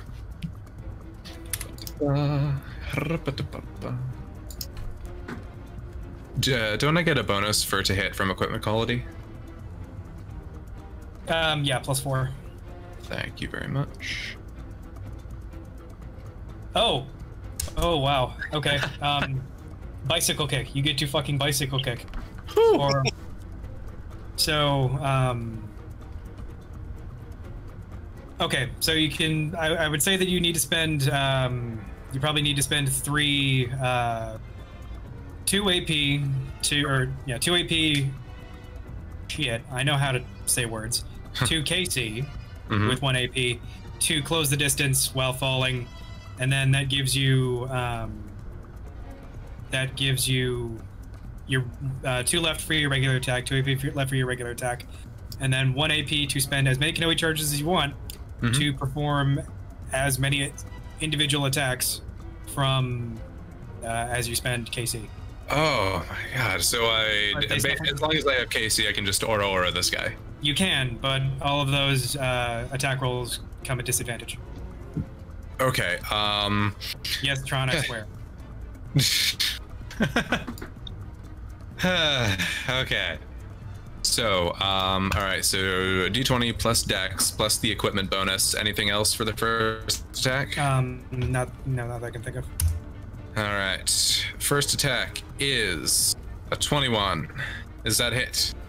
That does hit. Fantastic. All right. Back to equipment. Phosphoric boots. By the way, my boots glow with electrical energy when I'm using them. Just a little flavor thing. All right. Damage is 2d10 plus Dex. Not missing anything from quality there. 2d10 plus Dex +4. Neat. All right. Damage is 18. Okay.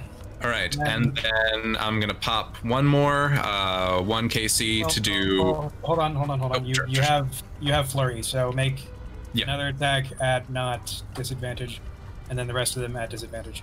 If I may make a suggestion as well. When you're done doing whatever it is you're doing, you might want to vacate the area. Good idea. I think, yeah, I'll spend. Yeah, okay, that last AP I have, I'm gonna spend that getting out of there. So okay, so if that's the case, then you have to make an additional 2-hit roll, by the way. No, okay, walk like me. When I damage a target, I may perform a combat maneuver against the target's disarm. And so I'm gonna do that along with my flurry. Okay, cool. But you have to make a second 2-hit roll for the second attack and flurry. I just did. First one was an 18, second one was a 17. No, that's damage roll. Yeah, I know. My 2-hit was a 21. Oh, you mean I have to do a second 2-hit? Okay. Yes. Those are the words that came out my face. That is my mistake. All right, does a 19 hit for the second one? 19 does not hit, actually. Okay, so I've done 18 damage so far, and then combat maneuver bonus, that's a 13. So I just roll d20 plus Dex plus 13? Yes. Okay. Okay. All right, 25 to kick his sword out. It says on my end that your combat maneuver bonus is 20. That is very strange. I don't know. Sorry, that's kind of happening for AC. I'm illiterate. Don't worry about that. It's fine. We've all made mistakes tonight. Yep. Okay. Yeah. I hear a cat. Yeah. You try to kick him twice. One of them lands in just such a way as to sort of throw yourself off of him rather than actually do damage. Mhm. But as you are sailing away, Mhm. you manage to kick the sword well out of his hand and jam it into the wall on the north of this fort. So it's sticking out of stone and would be difficult to retrieve. Fantastic. All right, and I am out of there. I am out the nearest door, and then I come screeching to a halt, and I turn around, prepared, bracing my Kanoka gun. Okay, so that means it's Tino his does turn. not think that will be necessary. Oh, it is his turn. So, mid-air, I would... No, it's Nope. it's the guy's turn. Guy's Oh, turn. right. Oh, let's hope.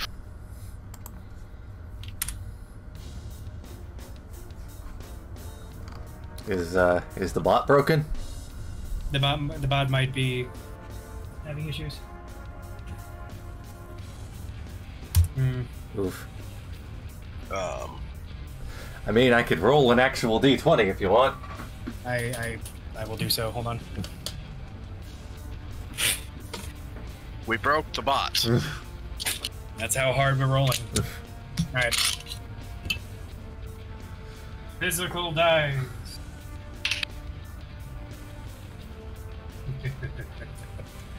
I don't like the sound of that. I don't like the sound of that one bit. Well, you probably shouldn't. Oh shit! I don't have the number of dice that I need at my desk to do me. We'll try the bot again. And sometimes it just gets stopped up.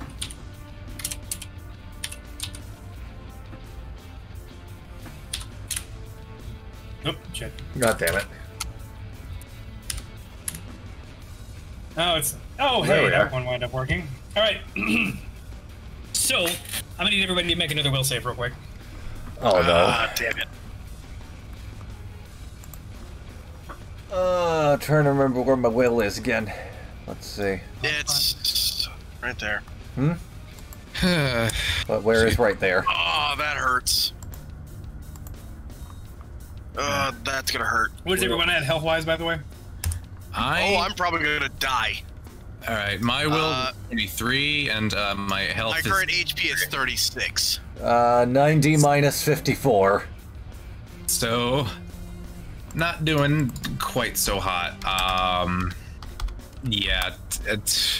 Tino, where are you in the initiative order? I am in the order after this guy. Okay, cool. Hopefully you can beat him up soon. We'll see. But that will save was kind of crap at a 13. Yeah. I don't think all of us are gonna be doing so hot. All right. Well, if that's the case, then Swert and Tino both take 24 damage. Hikuma and Ikatak will take 12. Well, I'm still alive, but after this, I'm definitely gonna have to use a health pack.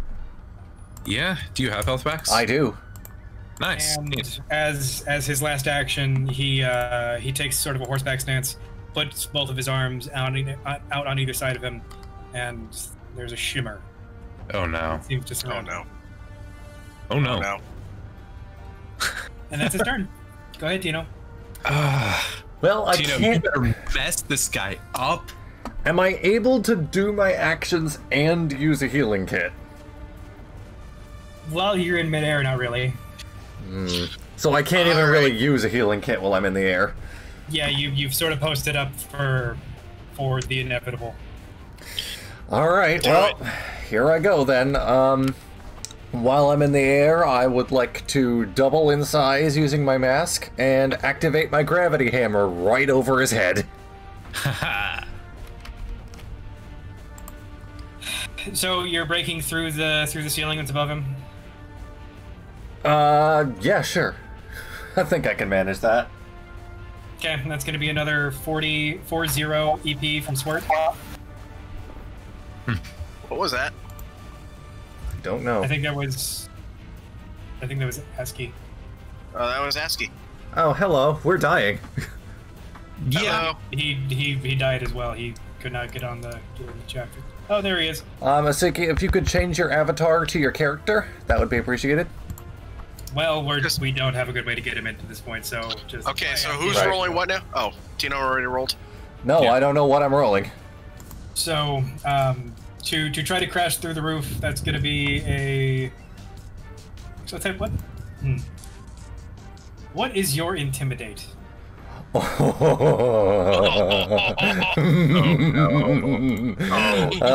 Let's see. Let us find out.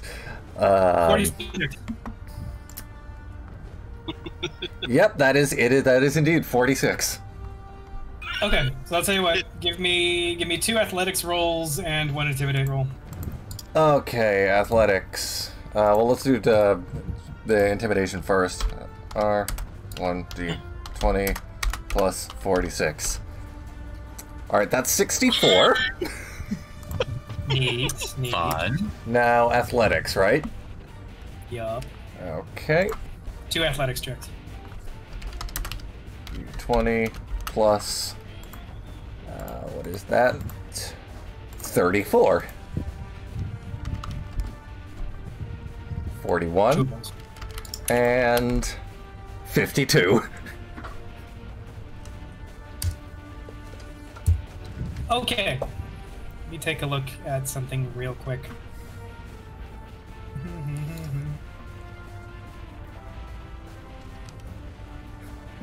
Varaksha says Totino Nui.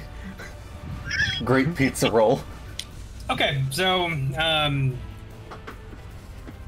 you manage to, with Swert's help and with the help of your gravity hammer, crash through the ceiling above the dude. Nice. You notice as rocks fall above him before you actually reach him, that he appears to be ensorcelled in a force field of some kind. Wonderful. It's never a good word to hear in a tabletop RPG. Right, roll damage. Roll damage for me. You hit the force field. That much is for sure. All right. What do I roll for damage? Oh, right. I gave you so many. Yeah, I have a lot of shit here. you have the gravity hammer activated, right? Yeah. Oh okay. yeah. And I'm also doubled in size. Yeah. Right. I would like you to give me 8d8 plus 12. 49. That's not very good, all things considered. Actually, yeah, that's a bit shit tier. Okay, well, hold on 1 second.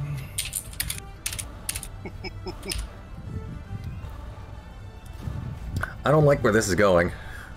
I don't like. I don't either. What Tino is doing the only thing Tino knows how to do. Tino smash. Actually, I'll tell you what. He automatically fails the save. Give me another damage roll.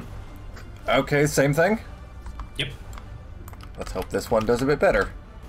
Oh hell yeah! Actually, that's not as good. That's not really any much better. It's better than the last one. Not by much. Okay, so that is a total of... it's 71. For Right, chat, 71 by the way, damage that was a done. 53. Yep. Okay, so basically what happens is that Tino comes crashing down through the roof, and the sheer yeet power of his gravity hammer, because he has gravity hammer, by the way, is enough to break the Howl-like force field that he cast around himself. Yeah! And because it's a bubble shield, that Tino first rolled to do damage to the shield itself, and then it traveled another like 10 feet, and then landed pretty much directly fucking on him. Nice. Tino, however, see I'm here. guessing What- I take recoil from this. Take an additional 12 damage because of how fucking hard you fell. I think I might be dead. What? How much damage did I take before? What was it, 21? And then I was already at 54 damage, then I took another 21, and then 12. 24 and then 12. No, actually, I'm just barely alive. What are you at? I think I'm at like, I'm only at like 10. Something like that. I gotta do the math. It's just 90. Have you taken more or less damage than 90? I've got to do the math here. Hold on, The first damage did 54. Remember that. Yeah. Okay, so I've taken 87 damage in total. So I'm at 13 HP right now. You're at 3 HP right now. Because you have Oh 90. right, I don't have 100. I have 90. Okay. Yep. So that's gonna be a lot of fun. So this is gonna be great. Okay. So if that's the case, then that moves it to Spear. Yeah, Spirit's turn. The Spirit You was get still off. down. I'm just gonna say that he takes a 2 AP penalty and that's it. Okay, so I can attack. Yeah. Basically, there's now a massive void. The walls that were between you and the dude are now no longer there. Thanks courtesy of Tino. So you actually have a clear line of sight from him from where you fell originally. There is probably a crater in the ground, though. Also, Tino would appreciate the cyst. Let's start chucking atlatls. Yeah, also, Spirit, just so you know, you do still have my Mask of Teleportation. If you need to get up to people to heal them or stab them or whatever, that is within your capability. Okay, I don't think I have any healing. Oh, never mind. Could you grab I have two. and take somebody away? I have 2 advanced healing kits in my bag. Yeah, you can literally just take him off him if that's what you want to do with your turn.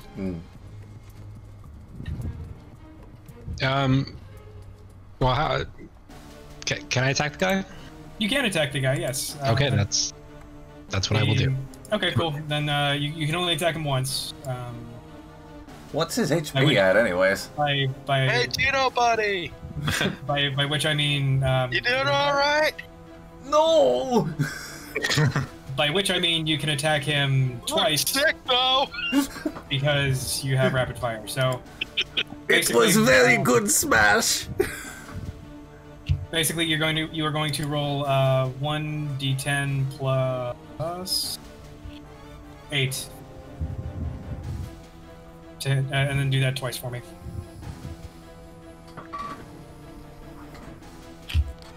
And this target's touch AC. Only one of them actually manages to connect because that.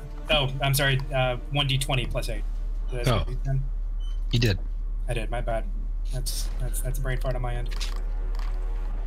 And then yeah, just do that twice. Not much better. No. Damn, that is bad. We are just beefing it tonight, not in the good way. One of them still connects because you're targeting his touch AC, and he no longer has a force field up. And if that's the case, then you do what? You do 7d6 plus 8 damage. Because that's the redonk way that I wound up building your Atlatl. 13. You do 7d8. Or, I mean 7d6. I'm just killing it on the numbers today. So 7d6 plus 8. Oh, do I have to So yeah, you have to do a 7 in front of that whole string. Yeah.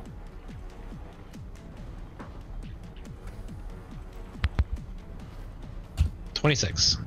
26 damage. Gotcha. 97 damage total to him. He's still up, but he's pretty well fucked up at this point.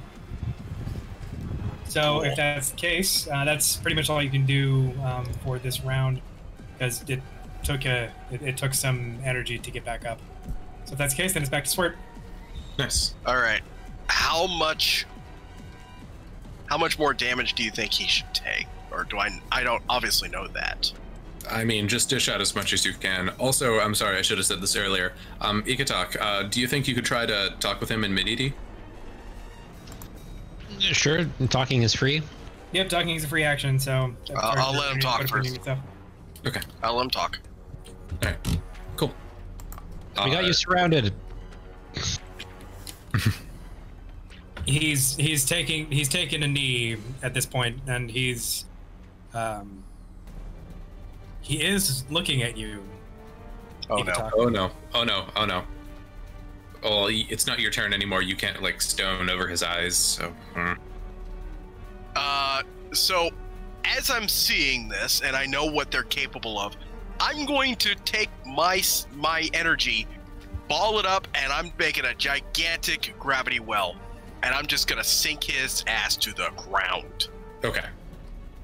I know that Ikatok is in range. He can survive. I'm pretty sure I'm in range and I can't survive. Oh. Yeah, and so I'm basically right at his Tino feet here. Tino and this guy, who by the way his name is Kuthor, because I don't know that I'm actually gonna get the chance to introduce him. Kuthor. Yeah. Dental Tino is right next to Okay. him. Any gravity well that he gets put into might fuck Tino up too. Okay, well then I'm gonna do the next best thing. I'm gonna do an anti-gravity lift. That'll break his concentration. All right. Okay. That sounds like a better approach. All right, then if that's how you use your turn, then cool. I mean, if I may make a suggestion, Toe of Gravity is technically capable of doing like a force push too, aren't they? That's true. Yeah, kind of. That would be a little more directed. Access to like the standard like. Let me go ahead and do an AOE pushing him towards, let's say, his left or away from Tino. Just push him away from Tino and away from Ikatok. Completely. Okay. Nice. Then I just want to throw him against the wall, basically, or well, what used to be a wall. Yeah, you throw him into the rubble that was where he was standing. Okay. Okay. So that gets him out of eye range. Yep, and that breaks line of sight. Cool. Sigma, if that's the case, then it's Sigma's turn. So Spirit, you can let Spirit talk, or you can try to go in and do some more damage. All right. I'm gonna let Spirit talk, but like on the lore side, I'm gonna charge up just as large of a lightning bolt as I possibly can while they're talking. And then if things go south, which they 99% will, I'm gonna let the bolt loose. Earth, give me your energy. Basically. Okay, so I'm talking to the guy now? Yeah. He can hear you. He is covered in dust and disoriented because he just got flipped top over tea kettle. Yeah. This doesn't end well for you. You gotta surrender, man. He does not respond. We'll do it. We'll get you. Quickly. All right. You're gonna get me. What are you, a cartoon villain? I say blast him. Okay, this is worse than any boss fight. You've unleashed Heath Ledger, Lehari. Now, Do it. Do it. if you think for one solitary second that you four, or however many of you there are going to be leaving here alive, and you are just as fucking stupid as you would be if you're thinking that I'm gonna leave here alive. Oh, I don't like the sound of that. And we'll see you in Karzani. That is a very cool story, and that is not how it's gonna go if I have anything to say about it. And I let loose my Kamehameha. I could have made that so much better, but I didn't. Yeah. I don't plan these things out in advance. But it's perfectly in character for Hikuma. Okay. I'll have what she's having. Okay. I'm trying to find. Okay, so my 2 hit, that would be just a plus dex, correct? Say again? So my 2 hit for a bolt attack, that's just a regular plus dex? I think it's plus con. Plus con. Intéressant. I may be 100% wrong about that. Okay, that actually takes me down by 1, which doesn't bode well for my chances. 19, I don't think that hits. Given the fact that he's prone and no longer, given that he's no longer experiencing the shield, you would be incorrect. Oh, fantastic. That his last words are, Kyo what? And that's Yes. All right. and like that, we have fried shrimp. Yeah. All right. 38 damage. I put literally every single thing I could into this without like electrocuting my hands apart.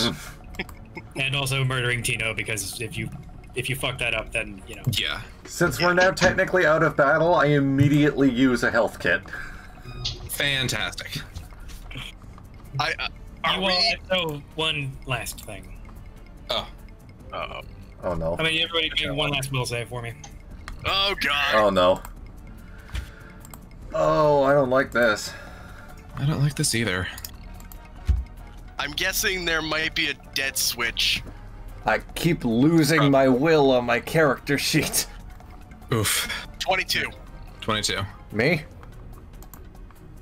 I am 22? No, I'm 22. Oh. No. How many more 22s do I need to know about? Oh, there it is. It's like hidden in a little Your will place. is Okay, on 7. the primary statistics, right? Yeah, I know, and I know right it's there. I just like names. lose track of it. It's +7. It's +7, man. Yeah. That's not bad. I'll accept that. That might hurt. I mean, anything is gonna hurt, but it's as good a roll as I could probably get. Well, I guess we live. Rolling. For chat, that was a crit fail. No, that was the minimum. That was the minimum number of damage that was going to happen. So I have taken 1 out of my 3 remaining health. Yes. So that was the psychic backlash of Kuthor and Dahl's psychic link being severed. He went out not with a yell, but with a very meek whimper. He was trying to plan like a one-liner, and then like his voice box just deflated. Okay. I imagine it's like those enemies from Ratchet and Clank, where it's just like they're these big, intimidating robots, and when you break them, it's just little tiny slugs flopping around the ground. So yes, you are no longer in combat, and you did not do enough structural damage to the building to have the bell tower fall on top of you guys. Dahl Amazing. is still in rage, but she appears to be just unconscious at this point. You honestly can't really tell if she's dead because there's no other indicator that's visible to you guys while she's in chains and stuff. I'm gonna go ahead and suggest the Toa that had an intangibility mask go get her. Yeah, if it's possible. Can I do that? You can try. I'm going to tell you right now that it's not going to go well. Okay, well, we definitely need to break this thing open then, somehow. I mean, Asiki has arrived.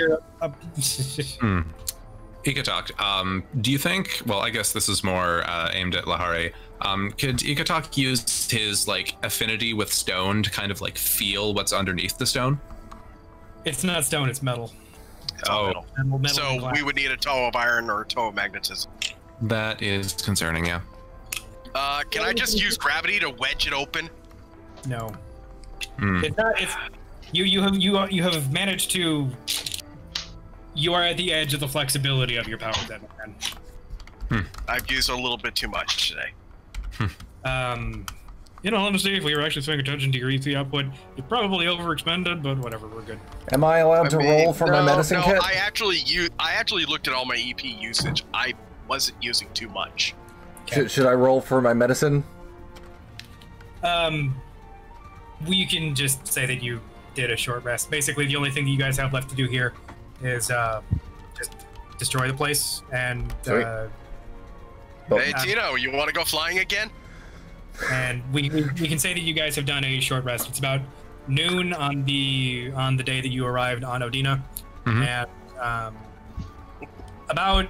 about 3 or 4 hours after you guys are finished doing all of the destruction, the demolition op, you start hearing cannons and lasers off on the eastern horizon. But wait, what happened to the Toa of Psionics? So the Toa, I mean, we haven't dealt with her just yet. But we destroyed the building. You did. Do you want to? Did we take the cage out before we did that? I do. Hikuma at least would be like, yeah, she's an old school Toa. Yeah, I think Tino would want. I think considering Tino was willing to rescue the prisoners back on Salix, I think he'd do the same thing. Okay. I recommend Tino get strong and start ripping the chains apart so we can lower it safely. Tino absolutely agrees. Okay, cool. And it's not so hard to get her out of there. There doesn't appear to be any external life support that you guys had to disconnect or anything along those lines. But one quick thing that I want you all to roll real quick is just a quick little history check. Okay. Oh, history. One of my favorite subjects in this game. Hey, I actually found that. 1d20 plus 3. History. Okay, that was an absolute crit. Cool. All right. By the way, after you are not with this group, I will bring you up to speed in a little bit. Yeah. I got minus 1d20 plus 3. I rolled 23. Yeah. Nice. I rolled a 22. That's a 10 with my modifier of 12. You guys all remember the Menidi civilians that you guys left in a fucking hole. How many of you want to deal with that? Yeah. I say we just do what we did. I say we just reverse what we did and let them go. I mean, what are they gonna do? They're minors. The people already know we're here. Did we stun the person or did we freeze the person? We froze him. You froze one of them there, and I'll put the other one in a pit. Yeah. No, we put them both in the pit. One of them They're both in the pit. I mean, they both have pickaxes. We don't have to go rescue them, do we? Can we say? I don't know. So, all right. I think we should at least go check on them. See if they're still there. I'm willing to bet to let Ikatok go check on them because Ikatok speaks the no. Good. All right, but I just want to clear something with Lehari first. When you say that we've done the destruction op, does that mean that our only mission was to destroy that fort? Voxumo in chat, but makes a good point. Destroy the place, why not just yeet it into the dome like the original plan? No, that's not my point. My thing was to make a land ramp down to the ocean like I originally intended. Using team. Okay, you can, but the other army group isn't coming from the same area that you guys came from. Okay. So that wouldn't be useful. All right. Not overly so. Yeah, your mission specifically was to disable the fort at Kamua Stream, which you have successfully done. Nice. Because it would have left the main army group that's landing with the fleet from Stelt a little bit undermanned for the ability of this fort to resupply where they're planning to have the fight. Okay, cool. So we effectively won. Yeah, you guys, you have one shot. Congratulations. And one almost died. It's great. Yeah. All right. And more to the point, I need to point out. So, Lehari and Liam and I have been planning this. I'm not awakening. Liam and I have been planning that move literally since about day 2 of starting this campaign. And it went about as well as I could have expected it to. Yep. As long as he didn't die. And we managed to keep the building from collapsing too. I'm very impressed. And we managed to keep that move a secret until today. We've been wanting to do this for so long, and it's like, when do we use it? When do we use it?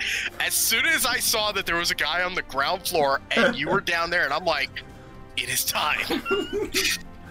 This is the moment. By the way, because And when you're like, well, what is he gonna do? What is he gonna do? He knows what to do. so to bring ASCII up to speed, by the way, because it looks like he missed the pings. Because you were stranded on a mountain, presumably on Zia. To be clear for chat, we mean IRL. He was stranded in a mountain IRL. Yes.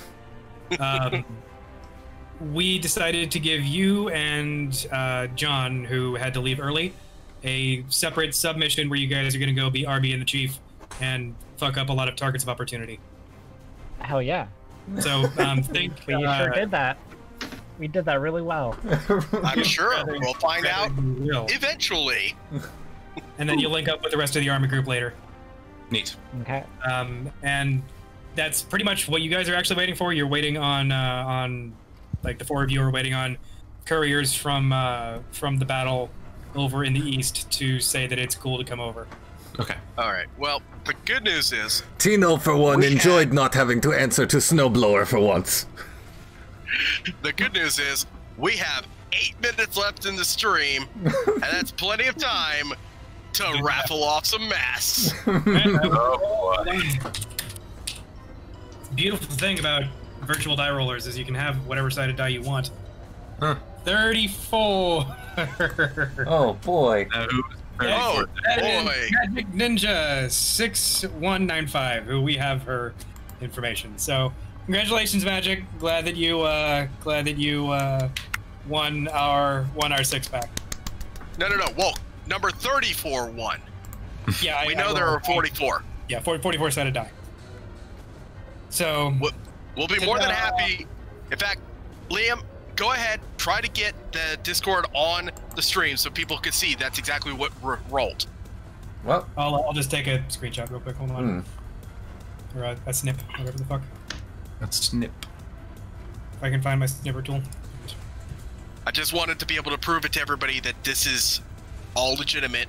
This is what was rolled in the chat. That we roll all of our dice in.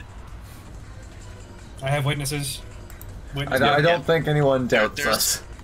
Yeah. There's at least 7 witnesses to this, yes. Yeah. Witness me. Witness, I am awaited in Valhalla. I'm a Red Star. So post this bad boy. And cool. And we have her info, so we wonderful. Can get into contact with her pretty easy. Oh. Neat. All right, so then gotta say this was I feel like death warmed over because again been up forever and a day, but this was an awful lot of fun, and apparently I can DM at 10% my brain capacity. Fantastic. And I can manage to just barely not die. And I can manage to lift a person up in the air and expect them to come back down without killing themselves. What goes up always comes down. You guys are interested in the follow-up to Operation Cascade, or perhaps even a full actual campaign with the Schlubs, and myself, of course, as Chief Schlub. Then please let the Beaverhouse know and let RSG know, because that's where you can find me in Stigma. And we will see where this goes. Yeah, absolutely. I had some fun. I absolutely did. This was actually really good. Like, I still want to get some of our text stuff from earlier put as like a summary if we do continue it, because there was some really good writing in there. But overall, I absolutely want to continue this. Yeah, definitely.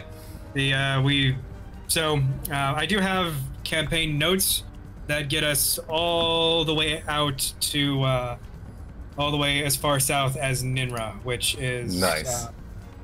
One of the southernmost islands in the left arm. Which and is, Tino seems to recall that there was a little something that would be good for Tino down in Ninra. there may or may not be an even more beef gravity hammer down there for Tino. So if y'all wanna say hammers for Tino, hashtag hammers for Tino or whatever, that's what that is how you can't hear it, but I'm playing Beef Zone on the stream now.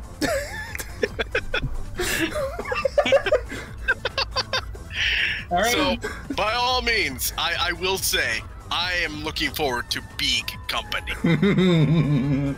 And we also have a bunch of lore that sometimes we just don't have any better way to get out than to play it for this era of the Mid-Torn universe's history. So it'd be useful for a lot of us to be able to get this. I would definitely love to explore more of this universe because it is such a fascinating time. Yeah. You know? The only other time I feel like good. the only other time I feel like I would like to play more would be the Dark Hunter War. Ah. Oh, that would also be pretty fun. We can do a follow-up. Nice. I have universe-spanning plans, we'll call it.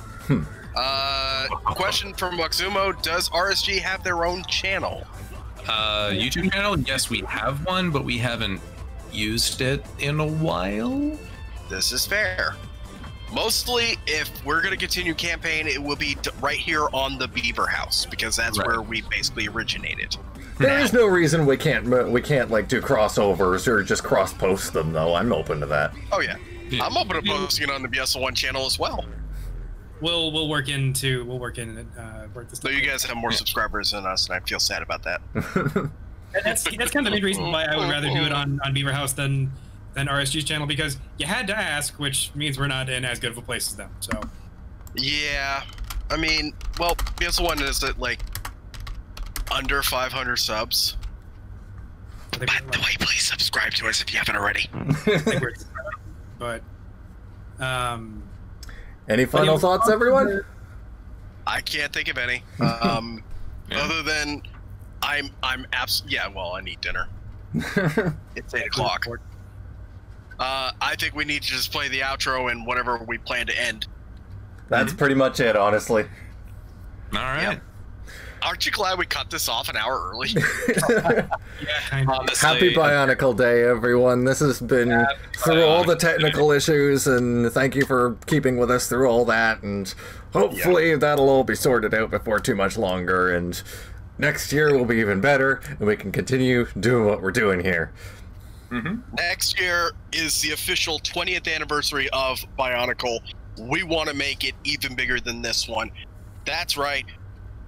5-year-long, let's go. That's right. Tino Nui gets a super OI. He can grow to 90 feet for next year. No, but seriously, I would definitely love to still do another 12 hours. Hashtag hammers out for Tino. So yeah, thank you for making Bionicle Day such an amazing event for us. I'm looking forward to next year. I really don't want to do next year, but I'm looking forward to it. And definitely expect the VODs for the stream up within the next few days to a week, so if you missed anything, don't worry. It's not permanent, it'll all be posted, and it will be posted without the technical problems. Yes. Because I have been recording locally this entire time. So it'll all be fine. Yeah. I am so glad this worked out exactly 4 hours. I told you I had it figured. Happy Bionicle Day, everyone. We'll see you next year, or in the case of us, we'll see you next stream. Woo!